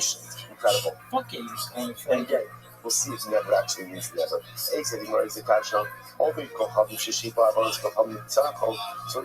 this. Let's say, supposed to hear you watch it. You have an Avodah Zarah, and you shave the Avodah Zarah. So we'll say, so Rashi points out that, for example, an Asherah tree, right? And what do?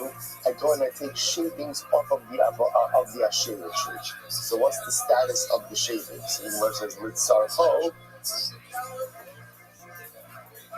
If ultimately the Akum is doing it for himself, right? He's taking shavings off the Avodah Zarah because he wants to, I don't know, make a bonfire. Whatever it is, with Sarcho, ultimately again, if he's doing it for himself, then he, the Shipuyeha Mutarim, then both the shavings and the tree itself become mutter. Why? Because the action of taking shavings off the Avodah Zarah tree for the Akum's own personal use is what? Is itself a decommissioning of the Avodah Zarah. Okay. You know, it says, however, with Sarfa, if he's taking shavings off the tree, that's he's pruning the tree. Right? And that's for the benefit of the tree itself. So it's Sarfa, he asuya v'shipuyeha mutarim. Ultimately, again, then the shavings and the tree ultimately, again, then he asura, the tree is still asur, the shipuyeha mutarim. But ultimately, the shavings but if he still takes shavings, right, takes pieces off of the Asherah tree, whether the Yisrael is doing this again for his benefit or for the tree's benefit, ultimately, again, we have both the Zarah, the tree itself, and the shavings, the main mutter. So once again, the author asks, why should this be any different, right? According to you, it should be no different than an Avodah Zarah that breaks on its own. And when it breaks on its own, the author makes like if she said it's decommissioned, so here in this case it should be decommissioned as well. To which the Yerusha Hanami is the Rabbi. So once again, we keep on bringing up Rabbi. What does Rabbi say? So once again, Rabbi's of the opinion. Essentially, you don't want Jews decommissioning Avodah Zarah. Why? It's too much of a roll of the dice. Because if you do it in the wrong way, then what ends up happening? Then halacha l'meisa. About this shit, bitch. Third time's a charm. There's no bittul. Ace Rabbi Yossi, Rabbi Yossi Omer, Shofet Vizor L'Ruach, or Makil Yashos. Is actually our next Mishnah. Our next Mishnah that we're going to see, that's Hashem. So Rabbi Yossi says, or two Mishnahs from now, Shofet Vizor L'Ruach. If you find the Vodazara, you can grind it up and scatter it to the wind. Oh, Makil Riyam. Or you can go ahead and throw it into the sea. And also, we're going to see this is talking about if you find that Vodazara made of metal. So what do? Grind it up, scatter it, scatter it to the wind, or throw it into the sea. Gemara says, Amuro, no, you can't do it. Because if you scatter it into the wind, then what can happen? It can become fertilizer. So Gemara says, yeah, but is it our time? Really, you can't retain any part of a bizarre for your own use. Gemara says, but I might. Once again, if you can ask Rish Lakish, I might. But once again, why? Rish Lakish 23 to 25. 23 Rish Lakish, even if a Vodazara breaks on its own, ultimately again it's decommissioned. So in this case, of grinding it up should also be a decommissioning. So who cares even if it does act as a fertilizer? It's Well, Rena, you can get it, girl. To which they must talk and honey to the Rabbi. Once again, Rabbi say, keep all roads Yeah, I'd stick my dick in her mouth. What do you want me to do about it? That if a Jew is involved in decommissioning, he may lift it up first, acquire it, and once it's acquired by the Jew, it cannot be decommissioned. Te'esvei, Rabbi Yossi, Ben Yisian Omer, Matzah Suras Darkos, Velo Shachaso. What's the interesting case over here? Let's see, you find the image of a dragon. And this is our next Mishnah. Now, we're going to see a dragon as one of those images that was always considered to be idolatrous. So watch this. You go ahead and you find the image of a dragon, but the head is cut off. Head is cut off. So therefore, Safek Obi Kochav Chatfo, Safek Yisrael Chatfo, Mutter. So if I'm not sure, did a Jew decapitate the dragon?